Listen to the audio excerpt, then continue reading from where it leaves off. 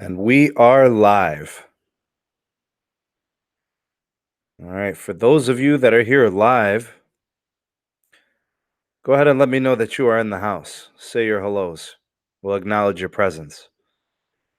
And if you're watching this on replay, thank you for taking the time to watch the Sneed Mobile Tech podcast, the weekly podcast that goes over all things wireless, wireless carriers, wireless technology, promotions, plans, all that good stuff. Merger news, of course. All right, so let's see who we got in the house. Michael, glad you could be here, buddy, if you're still in here. It looks like you were here pretty early. Rafi, my moderator, he's got the big wrench. Everybody in the live chat, watch yourselves. Rafi's in the house, and he's got a wrench. Glad you could be here, Rafi. Thank you. Notification said 1 a.m. Uh-oh. Must have forgot a zero, man. Delaney, glad you could be here. Thanks for stopping by and saying hello. Michael, yeah, man, Michael actually went live. You guys missed the live stream yesterday, man. His live stream was popping last night. Kind of got into it a little bit. Me and Michael weren't seeing eye to eye, man. And that's okay. I don't take it personally. You have your viewpoint. You have your take on things. I'm perfectly fine with that. I don't get offended. I'm pretty even keel guy. Everybody's got a right to their opinion, and I'm not the type of guy to get in the way of that. I mean, I have my own opinion on things as well, so it wouldn't make sense for me to, get mad over somebody else's opinion.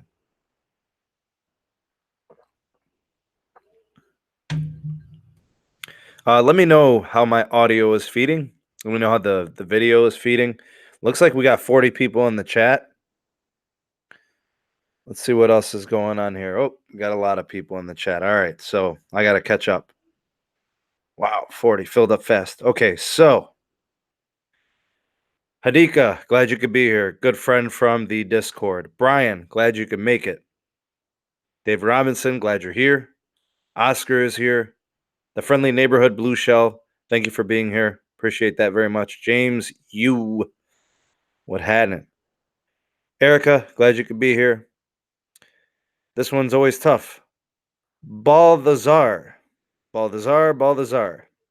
Switch to T-Mobile and it's lit, man. RIP Verizon Wireless. Marty's here. Joe is here. Martin is here. John is here. Jar Cohen is here. Rockstar Mind is here. Seabass is in the house. Jamal, thank you for being here, buddy. I don't know if I got David or not. Me and Hadika got the visible jump off going on right now, and that's actually the SIM that I have in this phone where I'm getting the live chat from. So seems to be feeding good. Mark, glad you could be here. Thanks for stopping by, Broham. King Soul. Not much, man. Just, doing this weekly podcast thing. You know how that goes. Cameron is here. Glad you could be here. Pete is in the house. Andy is here. Rockstar Mind says, so is the merger for T-Mobile and Sprint going on now? We do have a bit of an update. Nothing that's going to rock your world, but it is confirmation on a couple of things and actually explains why the deal has not been finalized yet, if that's any consolation. John Phillips says the phablet guru is in the house. Yeah, all respect and love, Michael. You know that, buddy. My dude. Greg A is here. Annette is here from PA. Pennsylvania's in the house. Pete, no false accusations. I cannot confirm nor deny what's in this cup. Good stuff. Need a little caffeine kick, that's all. Tin Man is here. Glad you could be here, buddy. You know, Tin Man, this may be one of the few times I've actually seen you in the live streams, man. Usually it's in the comment section pretty well, but good to have you here in the live stream and the podcast. Greg A from hundreds of thousands of miles away. Greg A is he's on Mars or Venus or Pluto or something. How's the water on Pluto, by the way, Greg A? Obed is here. All All right. Rafi says great audio and video. Good. Got a whole new setup. Got everything taken care of. New mic, new computer, all new cables. Took care of everything. So we should be good for the rest of the way. Yeah, Zoli, we'll talk about Visible for sure. I've allocated about 10-15 minutes for Visible. We'll talk about the setup process, my experience with it so far, kind of what I'm seeing, what I expect to see, and kind of what I'm looking for in my, overall review of the company and the performance of the network. So, yeah, we'll get to it. Pandita, glad you could be here. CSAN, CSANC 1011. Speeds are back up. It could be the lower. It happens to me in the house because there's a. Yeah, mine's not. So, Jamil, glad you could be here, man. And thank you for moderating as always. Mark, glad you could be here. Greg A, watching through VPN, concealing yourself. Uh, Hadika says, "Hey Sneed, you ever think about buying the Pixel 4 XL when it drops?" I'm not buying any phone. You know, I mean, look, I got two right now. I've got the Google Pixel 3a XL, and I've got the OnePlus 60, which I just picked up. I'm not buying any phones for the rest of this year unless it's a 5G phone, which I'm really leaning towards the LG V50 ThinQ. I might do the Samsung Galaxy S10 5G. 5G's in my city now. Not Verizon. T-Mobile's got 5G in my city, so I think it's worth it for me to get it, test it, report back to the channel for all of you guys, and I think that's probably what I'll do. I think I'm gonna go with the S10 5G. I think I trust Samsung a little bit more with 5G than I do LG. So I'll keep you guys posted on that. Steve, glad you could be here, man. Thank you. Uh, Jessica's here. Thank you for being here. Mark is here. Pleasure having you. And where I have I caught up, man? I feel like I can't catch up. Rockstar, me too, man. I've been watching. Paul, I'll talk about Verizon today and that whole exposing Verizon thing. I think there's a couple things I got to clear up. Some people have me misunderstood. Uh, I know, Marty. I don't understand. How'd I get a thumbs down? It was a thumbs down before I even started the video. It was weird. A fine Legion is in the house. He's calling his own shots, ladies and gentlemen. Hey, no problem, Tin Man. I'm glad you could be here. So, Steve Espinosa with the super chat. Hey, can we also talk about T-Mobile 5G? Absolutely, we will. Just for you, Steve. Steve with the donation. Thank you so much for the super chat. Sounds like a 40 when you set your glass down. Andy Logan's in the house. Paul, no purple, man. No. What do we got here? I know, got the super chat. Oh, did I just get another super chat? All right, we got 73 in the live chat. You guys are awesome. C-Sans with the super chat. Thank you so much for the donation, sir. No comment, no question. C-Sans, if there's anything you need to say or ask, you do get priority when you donate through super chats. So let me know if there's anything you want to ask or comment on. I'll highlight that. Steve with another super chat. Should I get the S10 plus 5G upgrading from the Note 10? Ah, man, it's a tough call. If you've got 5G in your area and you really, really want it, and it's something you really want, I say go ahead, sell the Note 9. If it's paid off, if it's unlocked, you could sell it to anybody. It's valuable. You should be able to pay at least, I don't know, 40 to 50% of your S10 plus 5G, so yeah, if you can get a good sale price for your Note 9 or a good trade-in deal or something like that, then I would go ahead and do it, because if the 5G is there, I would be very tempted to get it. I mean, that's what I'm doing. Willie Watson with the super chat. Thanks, man. Glad you could be here. Thank you for watching and thank you for the donation. Much appreciated. You guys are awesome. Love you guys. Joe DeMarco's here. I haven't heard anything about the OnePlus 7 5G. I've heard of the rumor. I haven't seen any renders. I haven't really seen proof of leaks. But TS is in the house. I know a lot of people, like Hadika is saying, that you kind of want to wait on 5G. You want to see it become more mainstream. You want to see it become more ubiquitous. Everywhere you go, it'll be available. That's probably the best way to go. Maybe wait for the price of devices to kind of drop. Because right now, the cheapest 5G phone you're getting is $1,000. The better one, from what we assume is better, is 1,300, and that's really all we have for choices. Just a couple of phones. So, I mean, that's kind of where we're at right now. So, I don't know. I wouldn't say be in a rush to get a 5G phone right now, but if it's in your market and you want it and you could take advantage of it, especially if your market has a lot of congestion, when you're running on 5G, you're coming off of the LTE network. You're kind of running separate, kind of like a separate segment of the network. The only issue is how close are you going to be to the 5G? Like, are you positioned like right next to a node or something like that? M. Keller, glad you could be here, man. Yeah, Jar Cohen says too expensive for spotty 5G. I'll wait. A lot of people are going to take that approach, man. Joe DeMarco says I'm going with the T-Mobile Note 10 5G. It's going to be at least $1,500, man. 1,600. And if my math is correct, you're going to be paying at least 60 to 65 a month if you're going to finance it. Unless you got 1,500 to burn, you just pay for it up front. It's a lot of dough.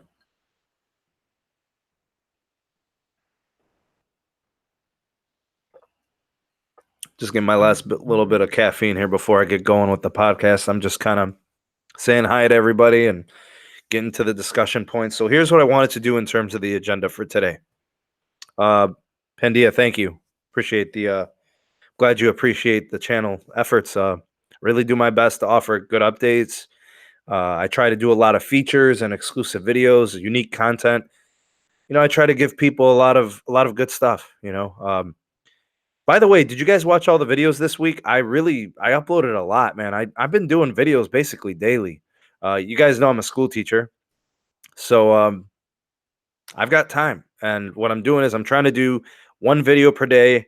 Sometimes I produce 2 and 3 a day, and I edit them and I upload them, and then I just don't release them until it's appropriate. So, uh, that's kind of what I've been up to lately, and just trying to bring the good content. Um, all right, so here was my agenda. I'll get to the stuff that you guys want to talk about for sure. Um, First, I want to start with a merger update because I think it's something that's been actually pretty quiet, and I'll explain why it's been kind of quiet. Dika says, "What grade do you teach, Sneed?" All high school grades. I do 9 through 12th. All right, super chat from the friendly neighborhood Blue Shell, $10 super chat. Thank you for the donation. Muchas gracias. Will there be any tablets that can use 5G in the market? Ooh, that is a good question, man. All right, so my take on that is if anybody's going to do a 5G tablet, it's probably only going to be 2 companies. It's going to be Apple, and I would say probably not for at least 2 or even 3 years before you see a 5G iPad. And the other company that might do it is probably just Samsung. They make some really nice hardware. Um, I don't know, man, but I don't know when. Maybe next year or maybe 2 years from now. There's no rush to really get a 5G tablet. Although a 5G tablet makes sense because you can create a hotspot with it, and it connects to its own network. So, yeah, that would make a lot of sense actually. And you can get some really high res video, especially if you've got a big display. It could support a 4K display, right? And it makes sense to have it on a bigger slab. So it makes a lot of sense. I really like that idea. So maybe iPad in a few years, and maybe the Galaxy Tab. I forget the model that they're at now. Maybe that in a couple of years or something like that. All right, JP, glad you could be here. Tech Wizard, thanks, man. Appreciate it. Thank you for the kind words. And where am I at here?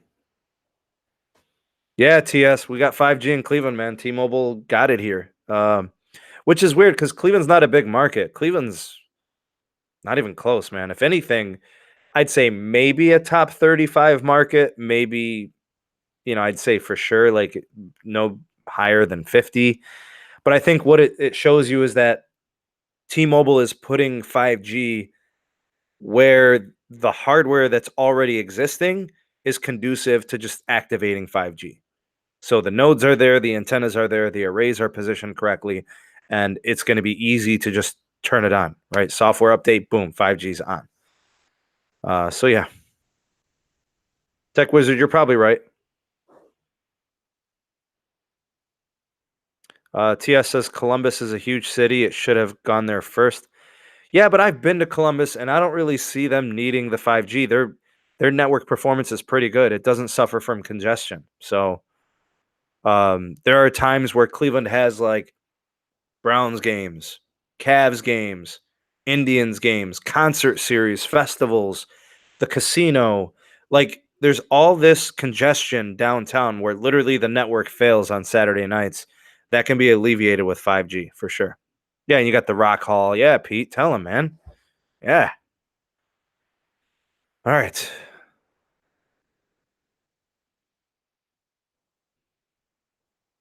And I'm gonna get started here. You guys got a lot to say, man. All right. So let's start first with the podcast. Let's cover the T-Mobile and Sprint merger first. So I want to give you guys an update. I want to get through some of the details. If you guys want to kind of hold off on your questions, um, and stuff like, I'll get to them as soon as I'm done. So hang tight. Let me get through this update first. All right. So many of the, I don't want to say rumors and speculation, but there's been a lot circulating about the Sprint and T-Mobile merger. If you follow anything on Twitter, if you're following my updates, if you're reading Reuters or you're watching any type of CSNBC stuff and you're looking for updates, like there's a lot of rumor and speculation on the T-Mobile and Sprint merger. As of right now, I can tell you guys with confidence that the T-Mobile and Sprint merger is in a good place. The merger is going to happen. It's going to receive approval.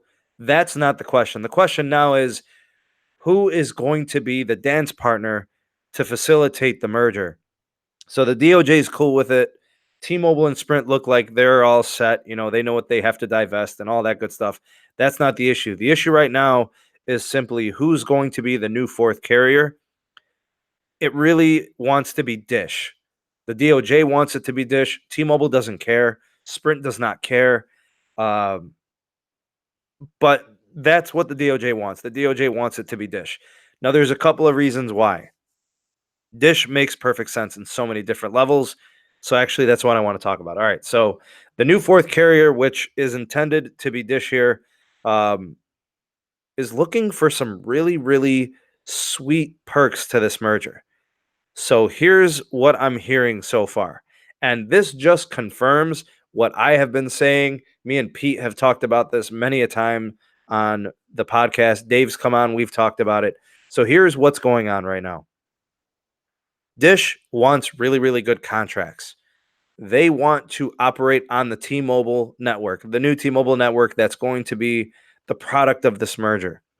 So what they want to do is they want to create a contract that is going to give them usage on the network for an extended period of time that is cost effective to them becoming their own standalone carrier eventually, but for the time being, operating on the new T-Mobile network. So here are some of the things that Dish is trying to work out. They want to look into revenue sharing with T-Mobile. They want to look at spectrum hosting with T-Mobile. They want to make sure that they have a very good length of contract to where they can operate on the network while they're building out their own. And of course, they've got to meet the FCC demands of the March 2020 spectrum deployment deadline that was set for them back in 2013. So essentially, we just basically got confirmation of what that I've been saying for several weeks. And that's Dish wants to use the T-Mobile network while it's building its own because they have their own low and mid-band spectrum. They're looking to probably get some 5G spectrum out of this merger and then possibly purchasing some more so that way they can build a comprehensive network. So the problem is, guys, and I've said this from the beginning, and I've talked to Dave Bees Tech about this, There's no way you could build out a network that's standalone and national in 3 years. In 6, 7 years, possibly, and that would be an accelerated build. But with the contracts and the roaming agreements in place, you could do it. So it looks like that's going to be the case. There's a couple of reasons why this process is taking so long. And the main reason why this is happening and it's taking so long is Dish's chairman, Charlie Ergen. For those of you that don't know him, go ahead and Google him, and I'm sure you'll learn a few things about him. He's the 40th wealthiest man in the U.S., so he's very, very rich. He has some very unique ways about him. He's a unique business person. He's got a unique approach. He's been meeting with the DOJ and he's been meeting with T-Mobile directly. And actually, this is completely news to me. Charlie Ergen has been meeting with Deutsche Telekom. He's been meeting with them this week. He's been meeting with officials for a couple of weeks, and I think they're all continuing these meetings next week. So that being said, that means SoftBank, Deutsche Telekom, T-Mobile USA, and Sprint operations, they're all involved here. This is a very big, inclusive, conglomerate type of merger. So it's definitely bigger than we know. So these meetings are going to continue next week, which means the deal is probably not going to happen until there's an agreement in place between Deutsche Telekom and Charlie Ergen, the Dish chairman. So regulators are also involved. The DOJ is involved. And obviously they want to make sure that their stipulations are met. Remember, they are the antitrust. They've got to make sure that everything is kosher. The DOJ obviously wants Dish to be the fourth national carrier. They obviously prefer them. I think they prefer them over Amazon, Charter, or any other cable provider for several reasons.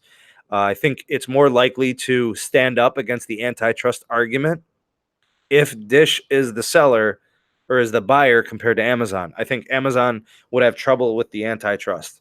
I think states would probably not like that either because they obviously are a huge, huge company, and that just makes them bigger.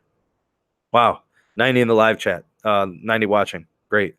Let's try for that 100. And if you guys could, go ahead and hit that like button if you appreciate Sneed Mobile Tech Podcasts. All right. So, Dish being the perfect suitor here. Here's a couple of reasons why Dish is perfect. Number one, Dish is already in the business of offering connectivity resources. So they've been working in TV, satellite TV. So they have kind of like some know-how there. Also, they own a lot of spectrum. So it makes sense that they're going to have to use it eventually. They have a couple of options, actually. They don't have to be the fourth national carrier. It just makes a lot of sense, and that's what the DOJ wants. Now, I mentioned SoftBank. SoftBank appears to be on board with everything.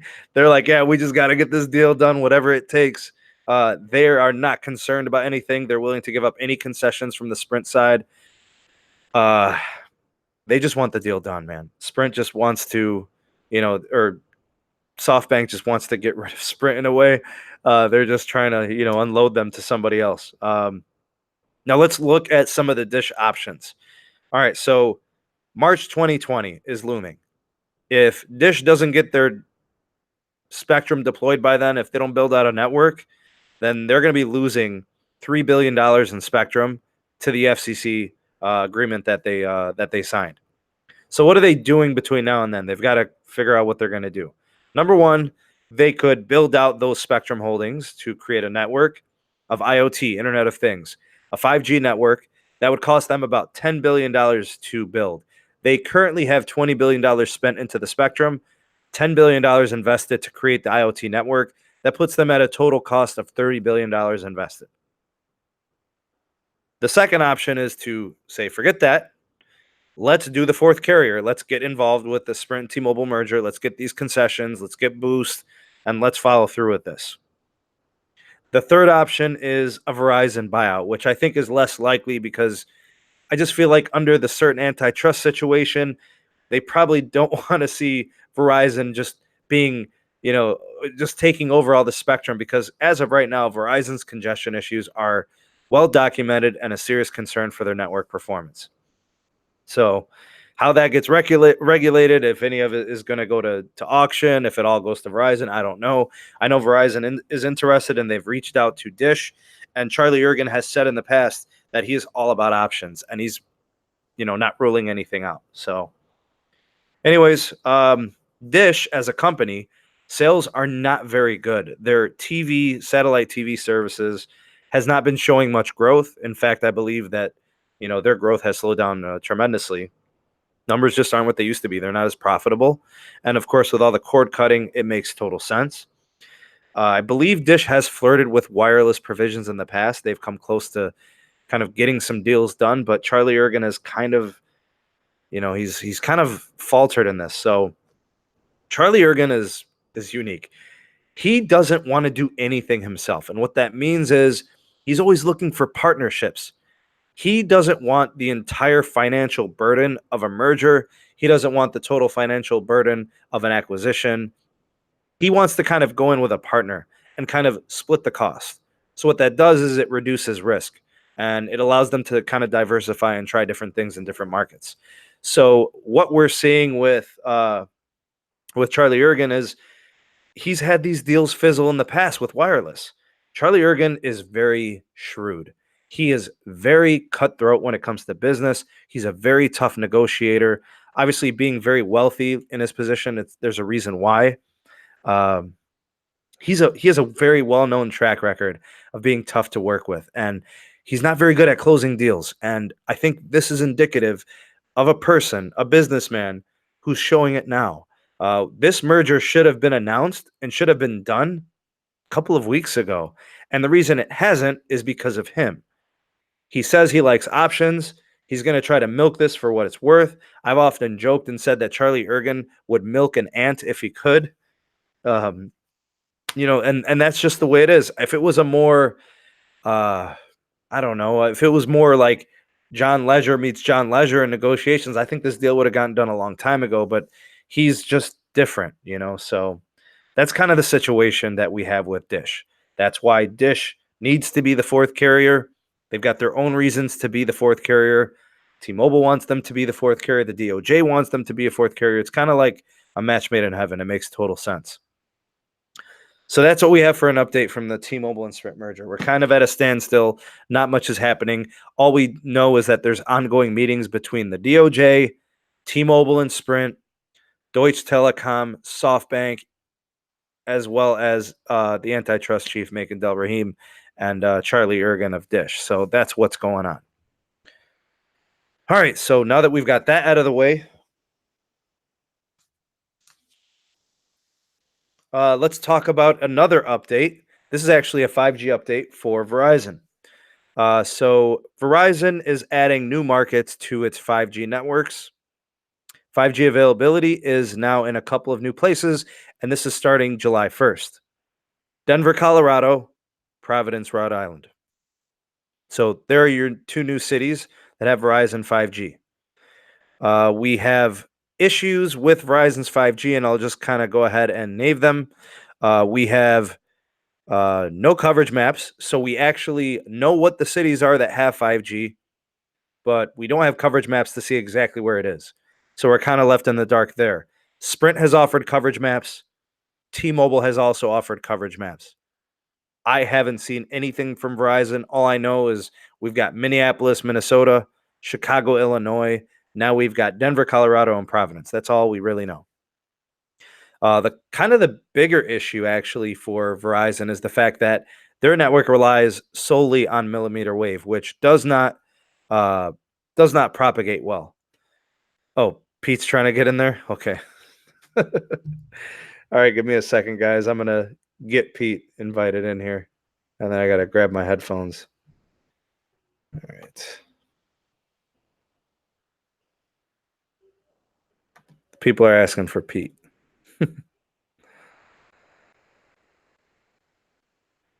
All right, Pete. The invite has been officially sent to you, buddy. I'll get my headphones on.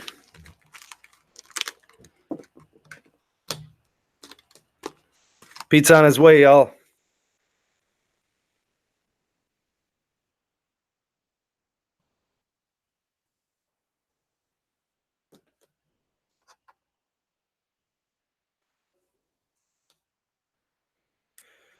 All right, so while we're waiting for Pete to get in there, I can kind of finish this announcement.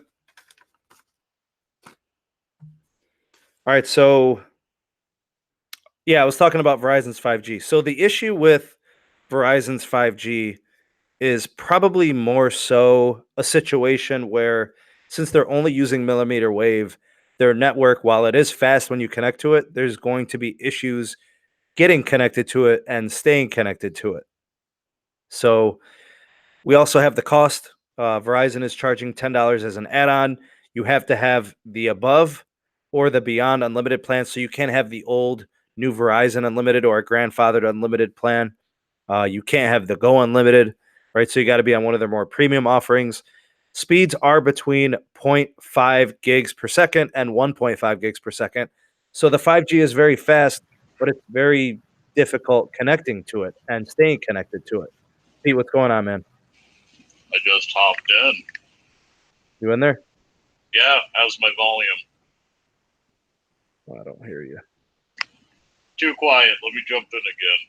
1 second. Let me see if I might have my headphone setting wrong. Yeah, 1 second.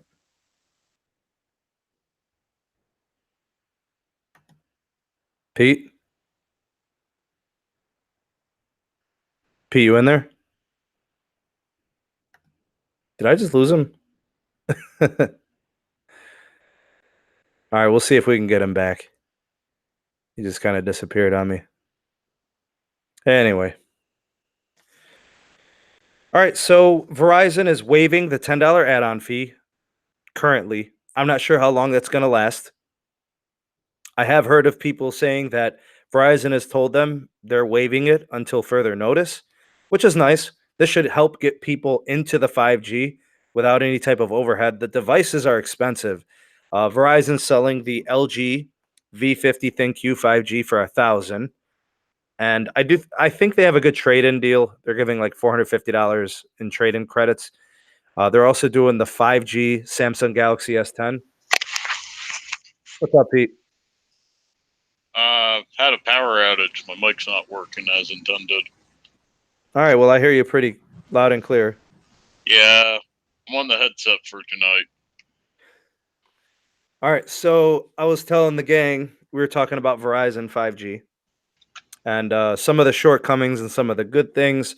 So, like I was saying, Pete, we're seeing speeds between a half a gig per second and 1.5 gigs per second, which is great. Yep. But we are seeing the millimeter wave problem. This is an actual physics thing, right? The Yep. frequency of the waves. So, being that it's millimeter wave, it's a very high frequency wave, doesn't propagate well, it doesn't travel well. Distance is a problem, direct line of sight is a problem. Trying to get through walls, barriers, glass, rain, I mean everything gets in the way. Through the epidermis. Through the epidermis, exactly, right. So, that's kind of the issue there. But the speeds are great when you're getting them. The cost so far, Pete, Verizon's been steadily waiving the $10 add-on. I don't know when they're going to stop. They're gonna cancel that waiver at some point, and it's gonna be like a ninja update for your bill, like AT&T does. AT&T has already said that they're going to be charging through tiers, like so you pay for a certain speed. Nah, like ninja update. You don't know your administration. Oh, yeah. Goes up until you check 3 months later. Right, but at least they've already said, hey, we're charging for it. And if you want fast speeds, well, but who's to say they won't raise the price without you knowing stealthy like a thief in the night? I'd be surprised if they didn't. Yeah. So, as of right now, they're waiving it. You do have to have the above or the beyond unlimited. You can't have the new Verizon unlimited. You can't have an old grandfathered plan. You can't have the Go unlimited. So you got to be on their one of their top 2 most premium offerings. You also have to be in the market. All right. They want, and actually, they're a little bit different than Sprint. Sprint won't sell you a 5G device in a market that doesn't have 5G. So they've got like 4 or 5 cities that are selling the LG V50 ThinQ and the Samsung Galaxy S10 5G, and they're only selling it in 5 cities. That's good on Sprint. Right, because they're basically saying there's no reason for you to buy this unless you're in the market. However, the S10 5G is an awesome and amazing phone with or without 5G. Same thing with the LG V50. The problem is it just doesn't make sense to get it just yet unless you have a 5G market to you. So, Go ahead, Pete.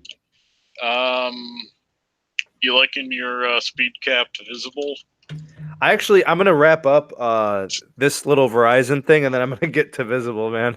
Hey, visible's Verizon. Tell you the truth, I didn't know till today that they started activating it on non-iPhones. They've got a whole list of compatible devices, and I actually did a video on it. I accessed the website. I made a tutorial on how to set it up.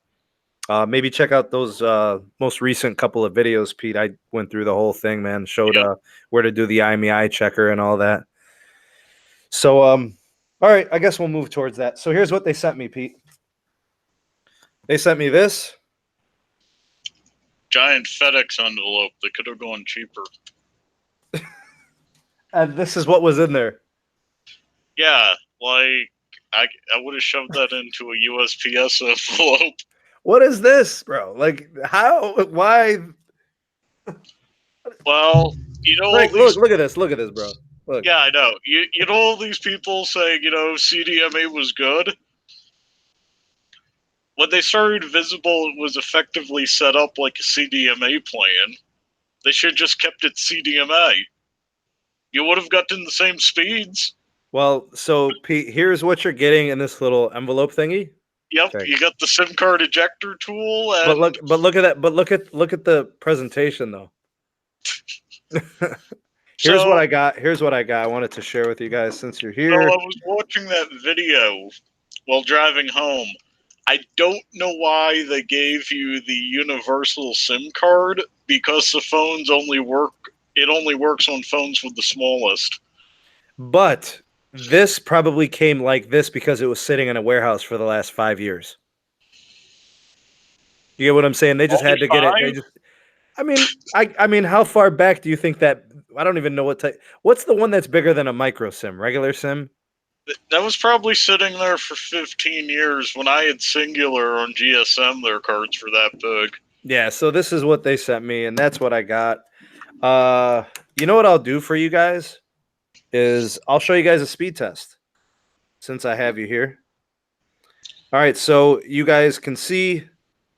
Where is it showing it? Speed test. All right, so this is my Google Pixel 3 AXL right there. And you can see that it's got, I'm going to see if it'll focus here. I get faster T-Mobile speed in a bunker 2 stories underground. Well, Pete, let's just chill, bro. Let me get through all this, all right? So It is connecting to LTE. The speeds so far have been pretty good, man. They've been really, really consistent. So like right now, I'm getting 14 megabits per second on the download, and I'm getting about 30 to 35 megabits per second on the upload. Wow, that is a good price for... And I'm not making it up. Like there it is. You guys can see that's the upload. 20. Yeah, it kind of it goes up and down. The upload's variable. $40 a month for 20 megs up. Well, okay, Comcast can't beat that. Yeah, but Pete, I'm like really, really close to a really fast tower. Yeah, but Comcast can't beat that price. No, they can't. My area, you get the gigabit Comcast connection. They cap your upload at 35 megs a second. That's the upload? Yeah, and it costs $100. Some things just ain't right, bro. I don't know who they're competing with. Man, I hope I didn't. I don't know. So like, here's what I just activated this today. All right, so I'm paying $40 a month. They're giving me a $20 referral code, which I put in the description of my most recent video. So if you guys want $20 off your first month, if you want to use the Visible service, you'd be paying $20 for that month of service if you want to try it. That's a great deal. If you're paying $20 a month, well, $20 for the first month to try it. And I'm telling you guys right now, if Verizon is good in your area, this service is going to be fine. If they leave it uncapped, Pete, if it goes back to 5 megabits per second, I don't like it. because 5 megabits per second just doesn't cut it. It's Like too right much now, for $40. well, like what I'm getting right now, I can do 1080p, no buffer, no restrictions. I can upload, I can download. I mean, it's serviceable, bro. So I was sitting at an appointment waiting for my brother to finish a few days ago, and I watching some Netflix, and they didn't throttle me. Were you expecting to be throttled? Yeah, So what resolution I were you was at? getting throttled, but they capped my video speed at 12 megs a second, and I was getting full HD on my phone. I was gonna say 12 megabits per second is fine for That's enough 1080p. for 4K. On Netflix? Just barely. Just barely. On Netflix? Yeah. Okay. You'd occasionally hit some buffering, which is why it was okay with 1080p. But yeah, 1080p. Yeah, I was getting 1080p with visible. I mean, it's not buffering at all. The playback is not disrupted. I mean, it's been really good, man. I can't lie. $40, single line. This is not a situation where you have to have multiple lines to get the $40 per line. Like with most carriers, in order for it to work Yeah, out that like way, you my have to have carrier. yeah, you would have like 4 or 5 lines. The average line, what, like 30 to $40. This is just straight up. So if you are looking for a second line, if you are looking for something better in terms of performance from your prepaid carrier, this might be what you're looking for. I don't I know. was actually surprised when you did the video how it was now faster than the Xfinity Mobile or the Spectrum Mobile or the Cox. I think they're just trying to upsell higher speeds though. Yeah. Like Xfinity and Cox and how they do the MVNO thing. But keep in mind, Visible is Verizon. This is not like some other company reselling Verizon. I don't care what they say. They try to pretend like there's some different company. Yeah, This they is do a good job hiding it. yeah. They are. This is a legit Verizon prepaid arm. This is just one of their tentacles, and it's not a different company. I I'm mean, surprised you didn't see Bell Atlantic somewhere on your card. no, I didn't see that. But here's what I can report so far. All right, so they lifted the 5 megabit per second cap, and they were true to their word. They did kind of have that little asterisk thing where they said that it's uncapped for now. That may change in the future. Here's what that tells me, Pete, and you could tell me if I'm off on this or what you think. I think what they're saying is they're going to uncap it, basically giving people an additional, 3 to 5 megabits per second so that it feels faster and their experience is a little bit better. And then they're going to try to kind of bump it down and see how much they can get away with. I think eventually they settle in around 8 megabits per second. Yeah, it's still decent for the price. Do you think that kind of puts them right up against it with like Cricket Wireless? I've never speed tested Cricket, but yeah, it's pretty close. I feel like Cricket's usually between that 8 to 10 megabits per second range, and that's a direct, prepaid arm of AT&T. So I feel like this is just kind of like one of those answers, like, okay, so here's Metro by T-Mobile, here's Boost, here's Cricket for AT&T, and now here's Visible for Verizon. How's The latency's awful, by the way, Pete. yeah, I noticed on your video it's like 2 stories down in the warehouse where I was the bunker where I was watching your video, my latency was lower.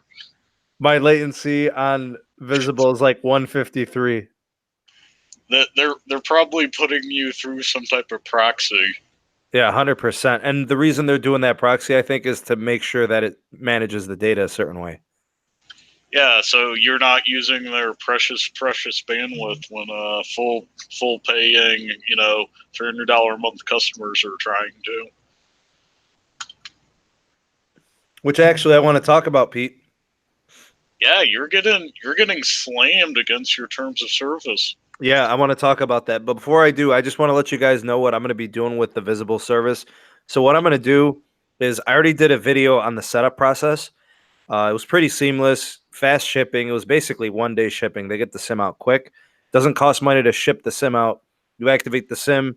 They charge your account $40 or $20 if you have the referral code.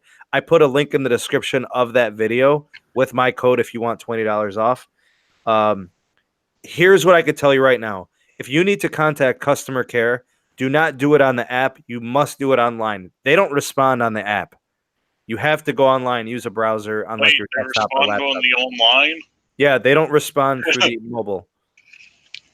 So I just wanted Brian to. says $40. You get what you pay for. Unattended customer service. What I'm going to do is I'm going to do a full month review. You guys will be getting a report of my speed testing. I'll be keeping logs of that. I'll talk about the call quality, the LTE availability. I believe it's only doing LTE. They're not connecting to 3G or CDMA. So if So, there's no LTE, I don't have network. well, most of the phones they offer don't even have CDMA antennas. Well, yeah, because they're all newer and they're all LTE only. Yep. That's true. All right, so I'll be reporting back on that and then also the video playback quality, most of the normal stuff like running apps and things like that. So here's the big question: are you going to cancel your service before month 2? I don't know, man. It's gotta be good if it's gonna have me paying for a second line because I've already talked about getting a second line with T-Mobile. Hey, I got to get into the store and talk to a different manager. All right, well, let me know because I mean, after this month of trying Visible, I want to get a T-Mobile postpaid. Hopefully, I can get you cheaper than Visible and faster. That I mean, it doesn't matter. It's gonna be better. I mean, come on, man. And here's the amazing thing: if you if you do manage to get one of those 5G phones, it's as easy as taking the SIM out of your phone and putting in the 5G. Well, I have no interest in getting 5G from anybody except T-Mobile. I'm not interested in paying $10 extra from Verizon. I'm not interested in not being able to connect to AT&T's because I'm not enterprise and I'm not a developer. I'm And enterprise, and I don't want AT&T.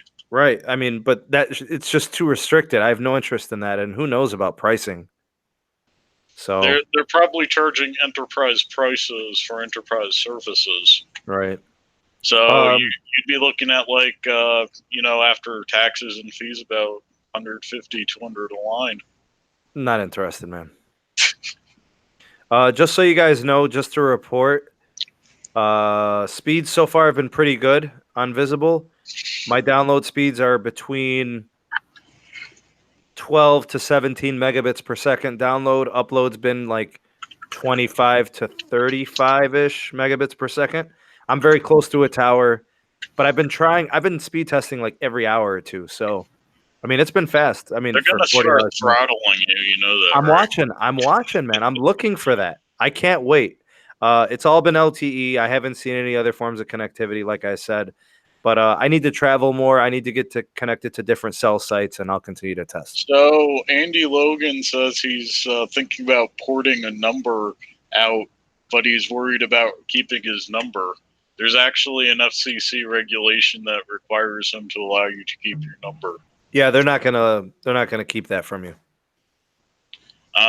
Technically, they could be sued if they don't allow you to. And trust me, all it takes is an FCC complaint, and they will comply. Yep. All right, Pete. Let me tell you about this whole Verizon situation. I want to hear the deals. All right, man. So first of all, there are a couple of people that in the comment section I think misunderstood what's going on because they were basically saying that they don't understand why I'm tripping. I know why I'm tripping, and I think you'll understand why when I explain it. So here's what's going on. My network in May, probably like week 2 or week 3, I went over the 22 gigs of usage, right? Wait, I'm still miffed that they cap you at 22 gigs. Okay, anyways, it's 22 gigs, Pete. Yep. Once you go over 22 gigs, you're subjected to data management, data speeds, right? Yep. It's momentary. It's in my terms of service. It says once you exceed 22 gigs of usage, when you are on a cell site that is congested, you may be reduced in your speeds and connectivity. I'm okay with that, bro. I'm fine. I read the terms of service. I know. I'm good, right? Oh yeah. To me, what that says to me is that momentarily, as that tower becomes congested, I'm slowed down. When that tower becomes uncongested or I move to another tower that isn't congested, my speeds should replenish. They should go back to normal operations. Am I right or wrong? T-Mobile and AT&T do that. Pete, am I right or wrong is what I'm asking you. You're right. Okay, so And if AT&T does it, well, Bell should. I'm interpreting my terms of service correctly. Yep. Okay, fine. Now, this started happening in May. Previous to May, that's exactly what was going on. When the tower was congested, I was slowed. No problem. As soon as the towers were freed up, my speeds went back to normal. In May, I went to the Verizon store. I was complaining this was happening. They said, let's give you a new SIM card. Let's see if that's the problem. Same speeds. So So the new speeds SIM were not going cards. back. So the speeds were not going back to normal speeds. I was on a permanent throttle. It's not unbearable, but when I'm used to getting 130 megabits per second at 1 in the morning, because I'm uploading videos and I'm downloading videos and I'm doing all this with big files, you get what I'm saying? I Oh can yeah. feel it. So I speed tested it. Pete, what residential cell phone tower that gets 130 megabits per second normally has congestion at 1 in the morning to where I'm only getting 30? You have a lot of insomniacs in your area. Pete, on Monday night at 1 a.m., I was getting 130 megabits per second. On Tuesday night, same thing. On Wednesday night, I was getting 30.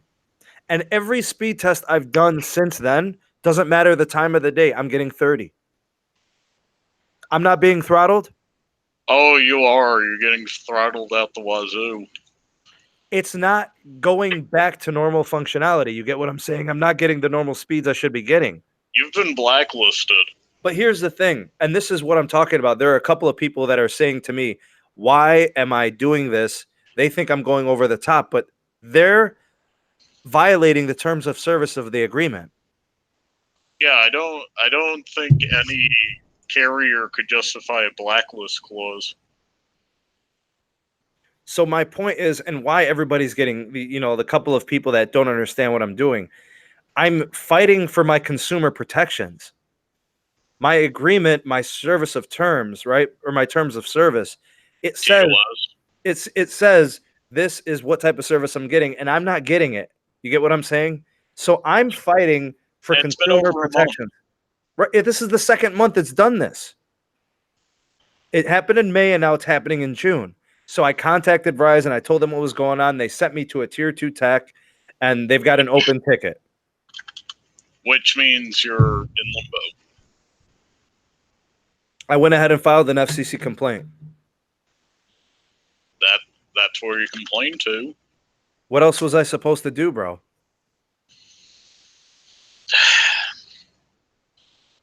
It's not like you can lawyer up against a phone company. But see, Nor should you. This happened a year and a half ago when they took me from 1080p on the new Verizon plan to 720p, and I got so mad I made a FCC complaint. Verizon reached out to me. They credited me for that month and the following month. I got $700 in credits. Nice. And I said, you know what? I'll back off. I can deal with 720p. Because you know what? You know why, Pete? I was cool with it. You know what the guy told me from Verizon? What did he say? He said, ever since we brought back the new unlimited plan, our network has been getting taxed. He said he basically said to support all of the connectivity for all of our users, we had to deploy this. Pete, you know how refreshing it was for him to tell me the truth? Hey, he admits to something. That's what I want out of this. The people that are telling me Verizon doesn't admit to stuff. That's what I'm saying. If Verizon says to me out of all of this, look, here's how we have to treat your data. This is the way that it's being managed. We're sorry that we didn't tell you about the changes. Here's a credit to your bill. This is how it's going to be managed moving forward. Are you okay with that? I'll live with that. But they have to tell me that. Hey, T-Mobile has done that to me several times. But they told you, right? Actually, once they called me about it and then told me about it. That's what I'm saying. If Verizon sent me a letter or if Verizon called me and said, hey, you're using a lot of data, you're a top 5% user in your area, and we're going to have to manage your data because, it's users like you are really slowing it down. I would say, you know what? That's fine. Throttle me if I'm using a lot. Don't kill me with the throttle, but if you Brian, have to manage me, fine. the solution is not go over 22 gigs. So I've received text messages from T-Mobile saying you have hit your quota for unrestricted data. You may be subject to throttling. This will end your next bill cycle. Free text message. But see, Pete, I know the terms of service of the agreement. Yep. And I know how they should be doing this, and they're not doing it the way that the terms of service says. And you're on Verizon. You should not be going about as fast as I do in my backyard under a tree. I don't understand how, why is it so difficult for them to be transparent and honest and say our network needs to be managed a certain way. Therefore, you're not going to get those speeds until the start of next month. If they would just say it, Pete, if they would just tell me, okay, look, here's what's going on. The second month, did you go over 22 gigs? Yes. Okay. So that means after the month reset, I went back to fast speed. And then I went over 22 and but Pete, the terms of service says at times of congestion, your data will be slowed. 1 a.m., there's no congestion. We're hitting you with the throttle stick. Bro, I'm sitting next to my wife in the family room. I hit the speed test. She's getting 130 megs per second. I'm getting 30. I test again an hour later. I'm getting 30. I test an hour later. I'm getting 30. There's no variation. I always see variation. 90, 130, 110, 80. You see what I'm saying? Like you're on AT&T where you lose service by moving over in the couch. I just don't understand, bro. They're treating my network connectivity like I'm blacklisted, man, or like I've been blackballed. It's almost like they're like targeting me or something, man. Sometimes you're not insane when you think they're after you. I just don't understand, bro. I think they're after you. And actually, I have to get up for a second to fix a Chromecast. Right now, you got to go fix a Chromecast? Yeah, the wife says my Chromecast isn't working. All right, go ahead, Pete. I'll see what's going on here in the chat. The company's tech guru, I gotta fix this. All right, so guys, that's what I'm dealing with right now with the Verizon thing. It's not a situation where my network is so slow that it's not functional. It's more of a situation that my terms of service I feel are not being adhered to, and I think Verizon's kind of playing me without being transparent and honest about the situation. So Stug says he has the same issue. Verizon is garbage. I have the same problem. Pyramid says I miss calls 24/7 while at home. What network is that? You know what, M. Kelleher? I think you're missing the point. You're right. In everyday usage, 30 megabits per second and 130 megabits per second, you're not going to know the difference when you're using Snapchat, Instagram, stuff like that. But you will feel that difference when you're sending huge files, or if you're downloading a movie from Netflix and you're going to be taking it with you for a flight on the airplane. So in a couple of ways, I agree with you. In a couple of ways, I don't. And like I said, man, my terms of service say something and it needs to be followed. That's what I'm fighting for. Brian says it's Verizon.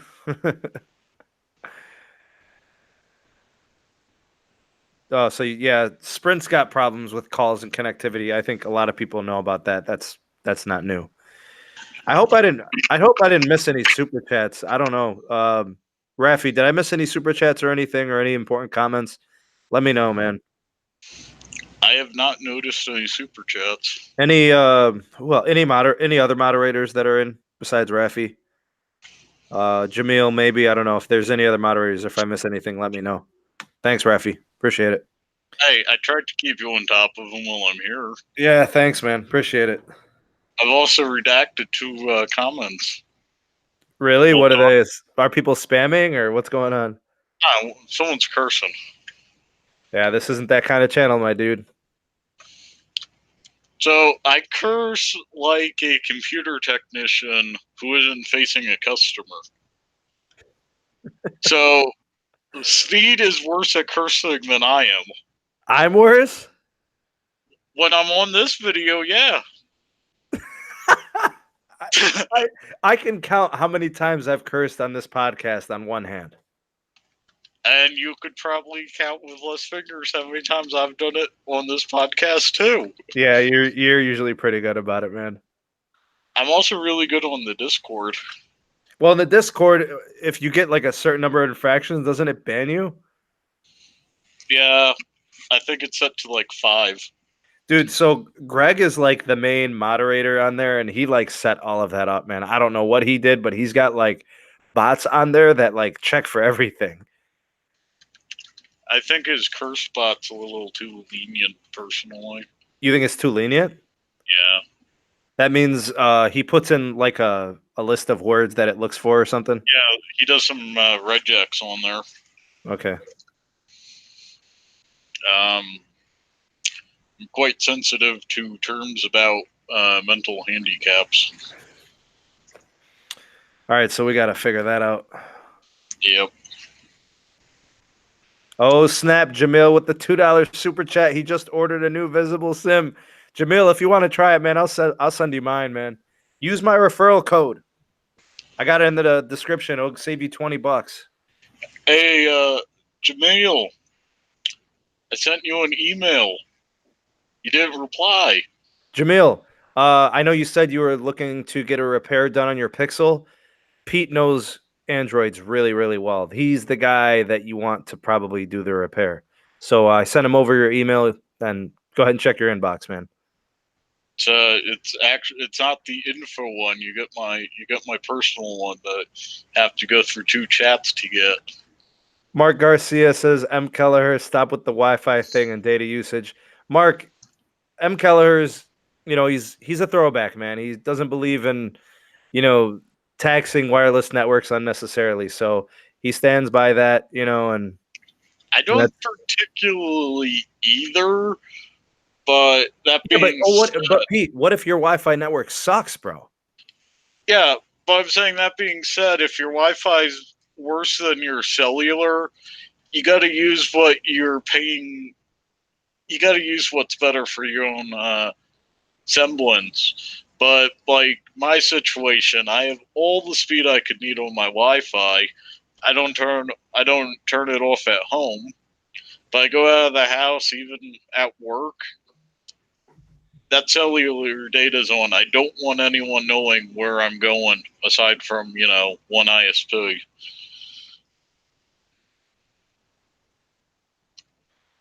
Yeah, I mean, I use LTE all the time, even when I have Wi-Fi available. I mean, if I'm paying for LTE, I should be able to use and do whatever I want with my network connectivity. Yep.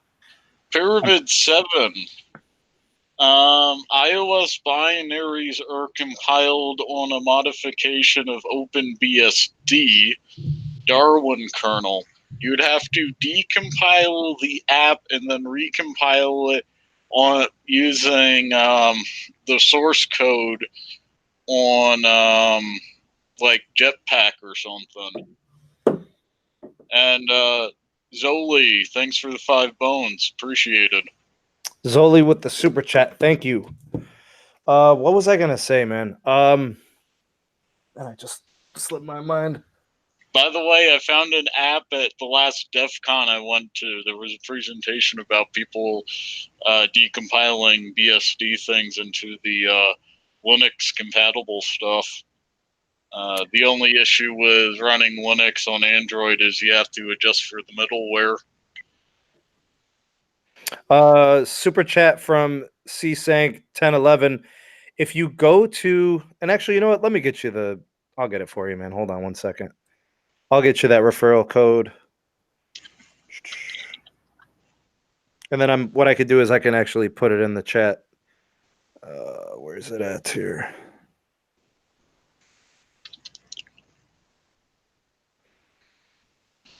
Hey, So does that mean with the $2 chat that CSN 1011 gonna say 2, 4, 11 hey that you're Pete, saving $18?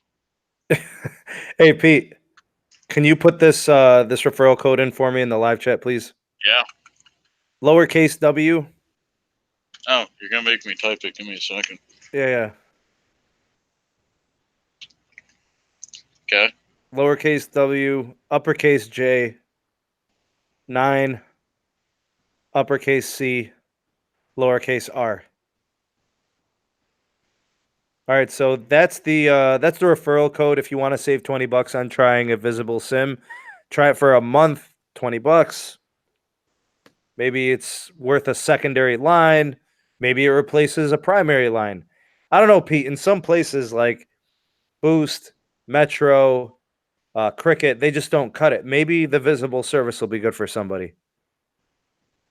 $20 for the first month. Would you try it? No. You're happy with your provider? Oh yeah.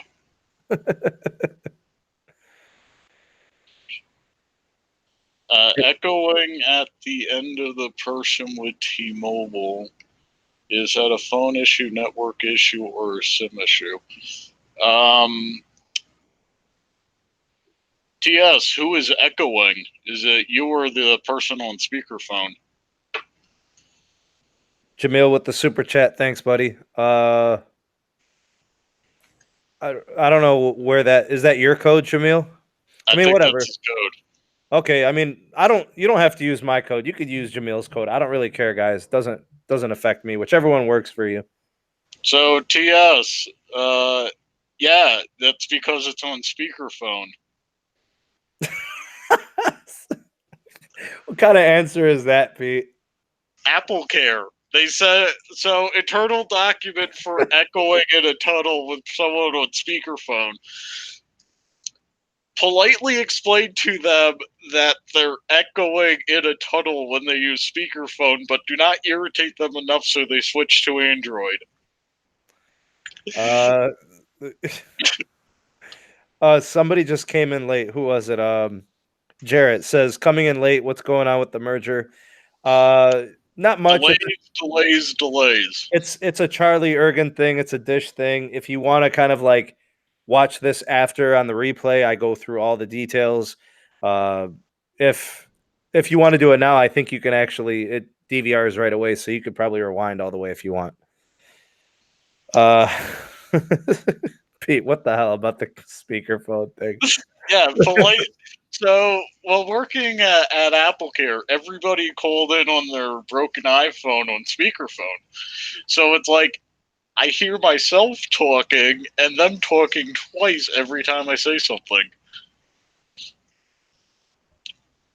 It's called speakerphone, the worst invention ever. I love speakerphone. What you mean, man? Why is that the worst? Because if you're in a tunnel, it really sounds like you're talking 3 times. If you're in a tunnel, how often are you in a tunnel? I don't know, but yeah, speakerphone, man. What model phone do you have, TS? Hey Pete, what'd you think of the VPN guy, man? What'd you think of that podcast last week? I enjoyed it. When I want to use a VPN, I either use a business one. Wait, that was a week ago. I thought it was 2. Pretty sure it was last week, wasn't it? It was Friday. Last Friday. Either way, Yeah. I liked it. My private data solutions do not use apps, but proxies that go to personal servers. So Man, the proxy problem I'm having is when I want to watch Hulu, and if it detects a proxy, it won't run Hulu. yep. So I have to find a VPN that works with TV streaming services. The issue with Hulu is it's Disney by a different name, for one, and they like Did you know that in certain Asian countries you can get the 1930s German propaganda Mickey Mouse videos, but Is you that on the can't? new Disney Plus? Nope. Huh. But you cannot get these videos if you're in a Western nation. Oh, I see what you're saying. So it's like geo restricted. Yep. And there's a So reason for that. Disney does a lot of geo-restricted stuff. Like there are some markets where streaming media for Disney, due to licensing, it can go out earlier or never. So basically, they just have a Great Wall of China against anything that could mask your location. Brian says CDMA rules. Why are we doing this? Actually, I have a solution for this. No, don't ban. No. Put in a timeout. You're in timeout, Brian.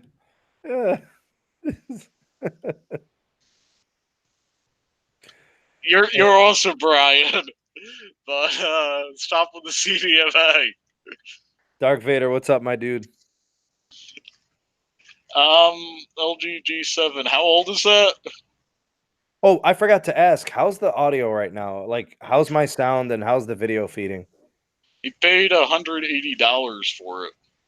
My mic was 130 with everything. It was a bundle. It got this thingy, this Ooh. thingy, this thingy, like this whole thing, and then I got the whatever Odyssey game came with it. But yeah, Assassin's Creed Odyssey. TS, if most phones have like a year limited warranty, if it's really buggy, you could probably get a replacement without any hassle or upfront charges. is my volume improved from the weeks past? Like, is the gain right? Is the volume good? I Yeah, you wonder. should get a replacement, TS. Sound fine to me, but you always have. Audio and video is great. Everybody agrees. I might start putting people in timeout for GSM because that's also legacy tax. Why do they do this, man? Like we're moving on to 5G, millimeter wave, And they're talking about mid-band. 2 with 3G technology. I know, bro. Like, oh my god, bro. Like, you know what's great about the merger, Pete? It ensures that CDMA is getting shut down finally. They're finally taking a back old Yeller style like they should have 3 years ago. And the thing is like there are LTE frequencies that are low enough. We're talking like 600 megahertz, right? Like that stuff travels pretty well. We don't need CDMA, man. Let's see, can I take Brian out of timeout? Take Brian out of timeout, man. Thanks, Willie. Appreciate it. Troy Hicks says, Nope. hope to see 600 megahertz 5G phones soon. They did 7 tower updates in Jamestown, Lakewood, Falconer, New York. Thanks, Gregory.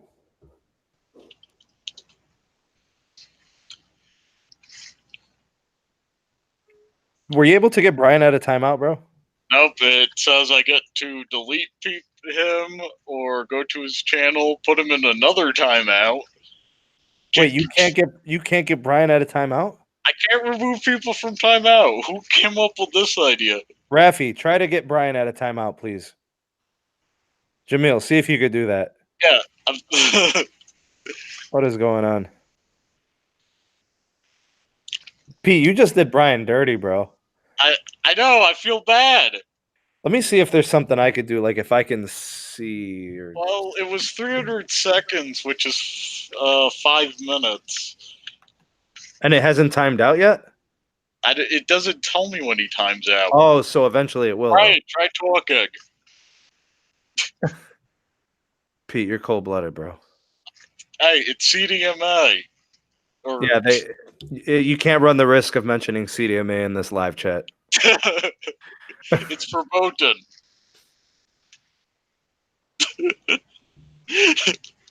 Is he back yet? I'm trying to see if I can get him out of there. Hey, Troy, how's it going? My God, Pete, what did you do? All right, it looks like Joe DeMarco's trying to get blasted in a timeout too. Yep. And Frankie. Let's stay in line here. So no, get Frankie, you're gone, bro. You're freaking out of here, man. Oh, now they're making jokes out of it. Yeah, get them all out of here, Pete. Timeouts for everybody. All right, except Jamil, because he actually needs CDMA for his Viper Smart Start for his car. Oh, I remember those are Viper alarms with the built-in starter. So, if I remember correctly, Troy Hicks said he worked for the Postal Service. There's this one person talking who worked for the Postal Service who made it so I said I did not want Amazon deliveries on Sunday. And I think it was Troy. Man, these people are really, they're walking thin ice right now. Yep. Yeah, 8G. 8G, that's wave of the future. Pete, yep. I do not know how to get these people out of timeouts, man. You can't. Oh my God. Can you at least shorten it to like 30 seconds? I didn't even know like there was a setting for timeouts. Bro, this is ridiculous. Live streaming. I have no idea where it is, man. I do not know. Welcome back, Brian. Is Brian's back? Yep. All right.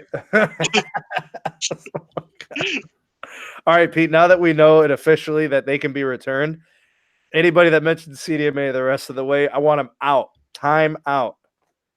You hear that? You hear that, Jamil? All of y'all's, except for Jamil, because he says he needs it for his starter on his car. Well, they're going to encounter some issues with that starter. They should not have used antiquated technology to get it going. Pete, I bet you that starter is probably like a decade and a half old. Yeah, it was probably installed back in like 06. So can we mod Jamil's car for 5G? Well, what we need to do is just get him a new car that has the application, the apps for starting their cars that runs on LTE. Or 5G, since LTE is also legacy now. LTE is not legacy, Pete. Dark Vader says, "Why, Sneed? What's up?" He must have missed everything before. Dish will not get bigger than Sprint T-Mobile. Where are we at here? Oh, do you think Dish would get bigger than T-Mobile and Sprint if everything goes well? Probably not, man. I mean, they're playing catch up. It's the same situation T-Mobile is in, and T-Mobile. I mean, God, man, nobody's as aggressive as T-Mobile. T-Mobile, like, I mean, actually, if you think about it, without John, would they have made it this far?